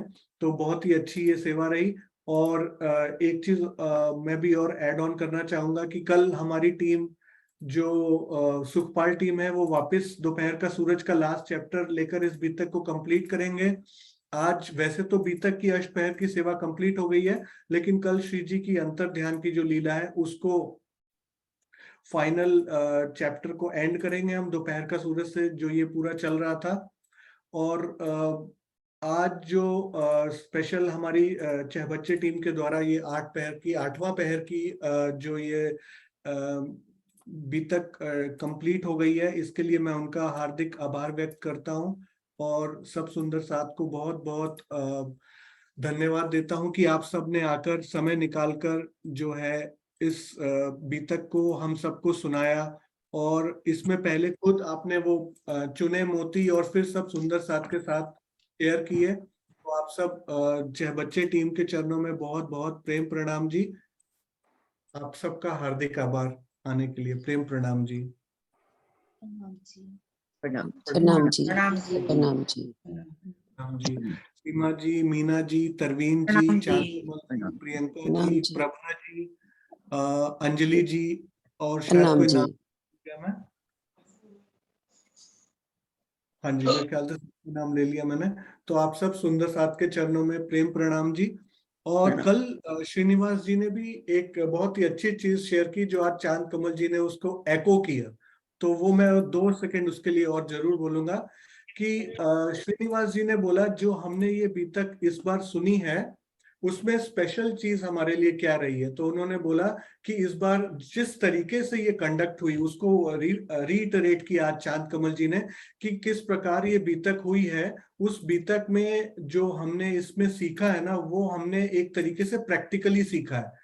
तो इसमें पहले मैं अपना एक्सपीरियंस या किसी का भी एक्सपीरियंस जो पहली बार बीतक सुनता है, तो उसको ऐसे ही लगता है कि बीतक जो है, हम मंदिर जाते हैं, हम मंदिर में सुनते हैं, तो जब हम इसको सुन रहे होते हैं ना, तो हमारे मन में ये आता है कि ये बीतक जो है इसमें बहुत सारे इवेंट्स हैं। तो ऐसे लगता है कि ये एक टाइप की जैसे कि बोला जाता है कि दुनिया की भाषा में रॉकेट साइंस। तो पहले मेरे दिमाग में ऐसा ही आता था, पहली बीतक सुनी, it's kind of A rocket science, और ये क्या चल रहा है, इसमें कोई आता है बोर्ड पे कुछ लिख रहा है, जैसे एक टीचर आता है यूनिवर्सिटी का प्रोफेसर, ऐसे ही वो आता होगा, लिखता होगा और अपना लेसन हमें पढ़ाता है। उसके बाद दूरी बढ़ती जाती है, क्योंकि आप एक जब चाइल्ड होते हो उस टाइम पे जो बीतक सुनते हो तो आपका लगाव होता है, फिर दुनिया का काम बढ़ता जाता है, जिम्मेदारी बढ़ती जाती है, आप थोड़ा सा डिटैच हो जाते हो। लेकिन अब जब हमने इस बीतक को जिया है वाकई में सही मायनों में, तो आज हम सुंदर साथ इस पूरी बीतक के अगर 73 चैप्टर्स देखें, तो ये टोटल हमारे चैप्टर्स अगर बीतक के देखे जाए तो कुल प्रकरण 73 और 4377 चौपाइयां हैं। हमने भले ही सारी चौपाइयां नहीं कवर की, बट अगर हम माने आज 30 दिन पूरे हो जाएंगे हमारे बीतक के, और लगभग 40 की एवरेज पकड़े एक टीम के द्वारा चौपाई शेयर करने की, लगभग 1200 चौपाइयां सब सुंदर साथ ने मिलकर, यानी 30% बीतक की चौपाइयां और पूरी की पूरी दोपहर का सूरज जो कि बीतक का और सरल रूप है। तो इस सब का जो रॉकेट साइंस था उसको इतना सिंप्लीफाई कर देने का जो श्रेय जाता है वो हमारी जो 14 टीमें हैं उनको जाता है, जिन्होंने इस पूरी बीतक महापर्व को महायज्ञ को एक तरीके से आयोजित किया, प्लान किया कि कौन सी स्टार्टिंग फ्रॉम झरोके टीम ने और एंडिंग फ्रॉम चहबच्चे टीम और कल सुखपाल टीम के द्वारा कि किस प्रकार हमें इसको मैनेज करना है। पूरा सुंदर साथ ने मैनेज किया। और सबसे बड़ा योगदान कहते हैं ना कि जो बेस, जब बेस स्ट्रांग होगा तो वो थी हमारी ये बीतक की टीका। अगर ये टीका हमारे सामने उपस्थित है, इसी का ही ये एक तरीके का फल है, इसी का ही रिजल्ट है कि मैं जिसको रॉकेट साइंस समझता था वो आज की डेट में अगर इस बीतक के टीके को कोई पढ़ ले और इसके भी सरलतम रूप दोपहर का सूरज को कोई पढ़ ले तो वो पूरी बीतक स्वयं कर सकता है। और इतना हम सब सुंदर साथ ने इसमें आनंद लिया है, इसमें गेन किया है कि उनकी आत्मा जो है वो इस समय चाहे तो पूरी बीतक को अपने अंदर फील कर सकती है, किस प्रकार उन्होंने जो जो चैप्टर किया। और अभी आने वाले टाइम में आपके सामने वो सेवाएं और बची हैं जो कि एग्जाम के रूप में सुंदर साथ ने और एक रिस्पॉन्सिबिलिटी ली। तो वो एग्जाम भी अभी होने वाला है, उसकी भी रिस्पॉन्सिबिलिटी सुंदर साथ ने ली कि हाँ हम इस चैप्टर का हम लेते हैं और उसको भी उन्होंने पूरी अच्छे से कंडक्ट किया है। तो वो भी आगे अभी आने वाले टाइम में शेयर होगा। तो मैं आप सब सुंदर साथ जो भी जो प्रेजेंट होते हैं, जो फेसबुक में होते हैं, यूट्यूब में होते हैं, जो आज सुबह 5:30 बजे उठा और मेरे सामने मेरे को लगा कि स्क्रीन रख दी जाए, ब्राइट स्क्रीन, तो मेरा मन ही नहीं हुआ। लेकिन आप सब सुंदर साथ सुबह 5 बजे चितवनी और फिर 6:15 6:30 के आसपास बीतक के लिए स्क्रीन लेके सामने बैठ जाते हैं आनंद लेकर और शेयर करते हो आप सब सुंदर साथ। वाकई में श्री जी ने आपके हाथ पकड़े हैं, अन्यथा इस सेवा में कोई खड़ा नहीं रह सकता। ये वाकई में चौपाई आज मुझे चलती हुई दिख रही है। और ये जो सुंदर साथ के नाम है, अब मैं नाम सारों के तो नहीं ले सकता, वो भी सेशन होगा तो मैं लूंगा, लेकिन वो सारे सुंदर साथ के नाम इस पूरी बीतक में जो लिए गए हैं वो आज वाकई में आप सब ने उसको लाइव करके दिखाया है। आप सब के चरणों में कोटि कोटि प्रेम प्रणाम जी सुंदर साथ, प्रणाम। और अब आप सब अनम्यूट करके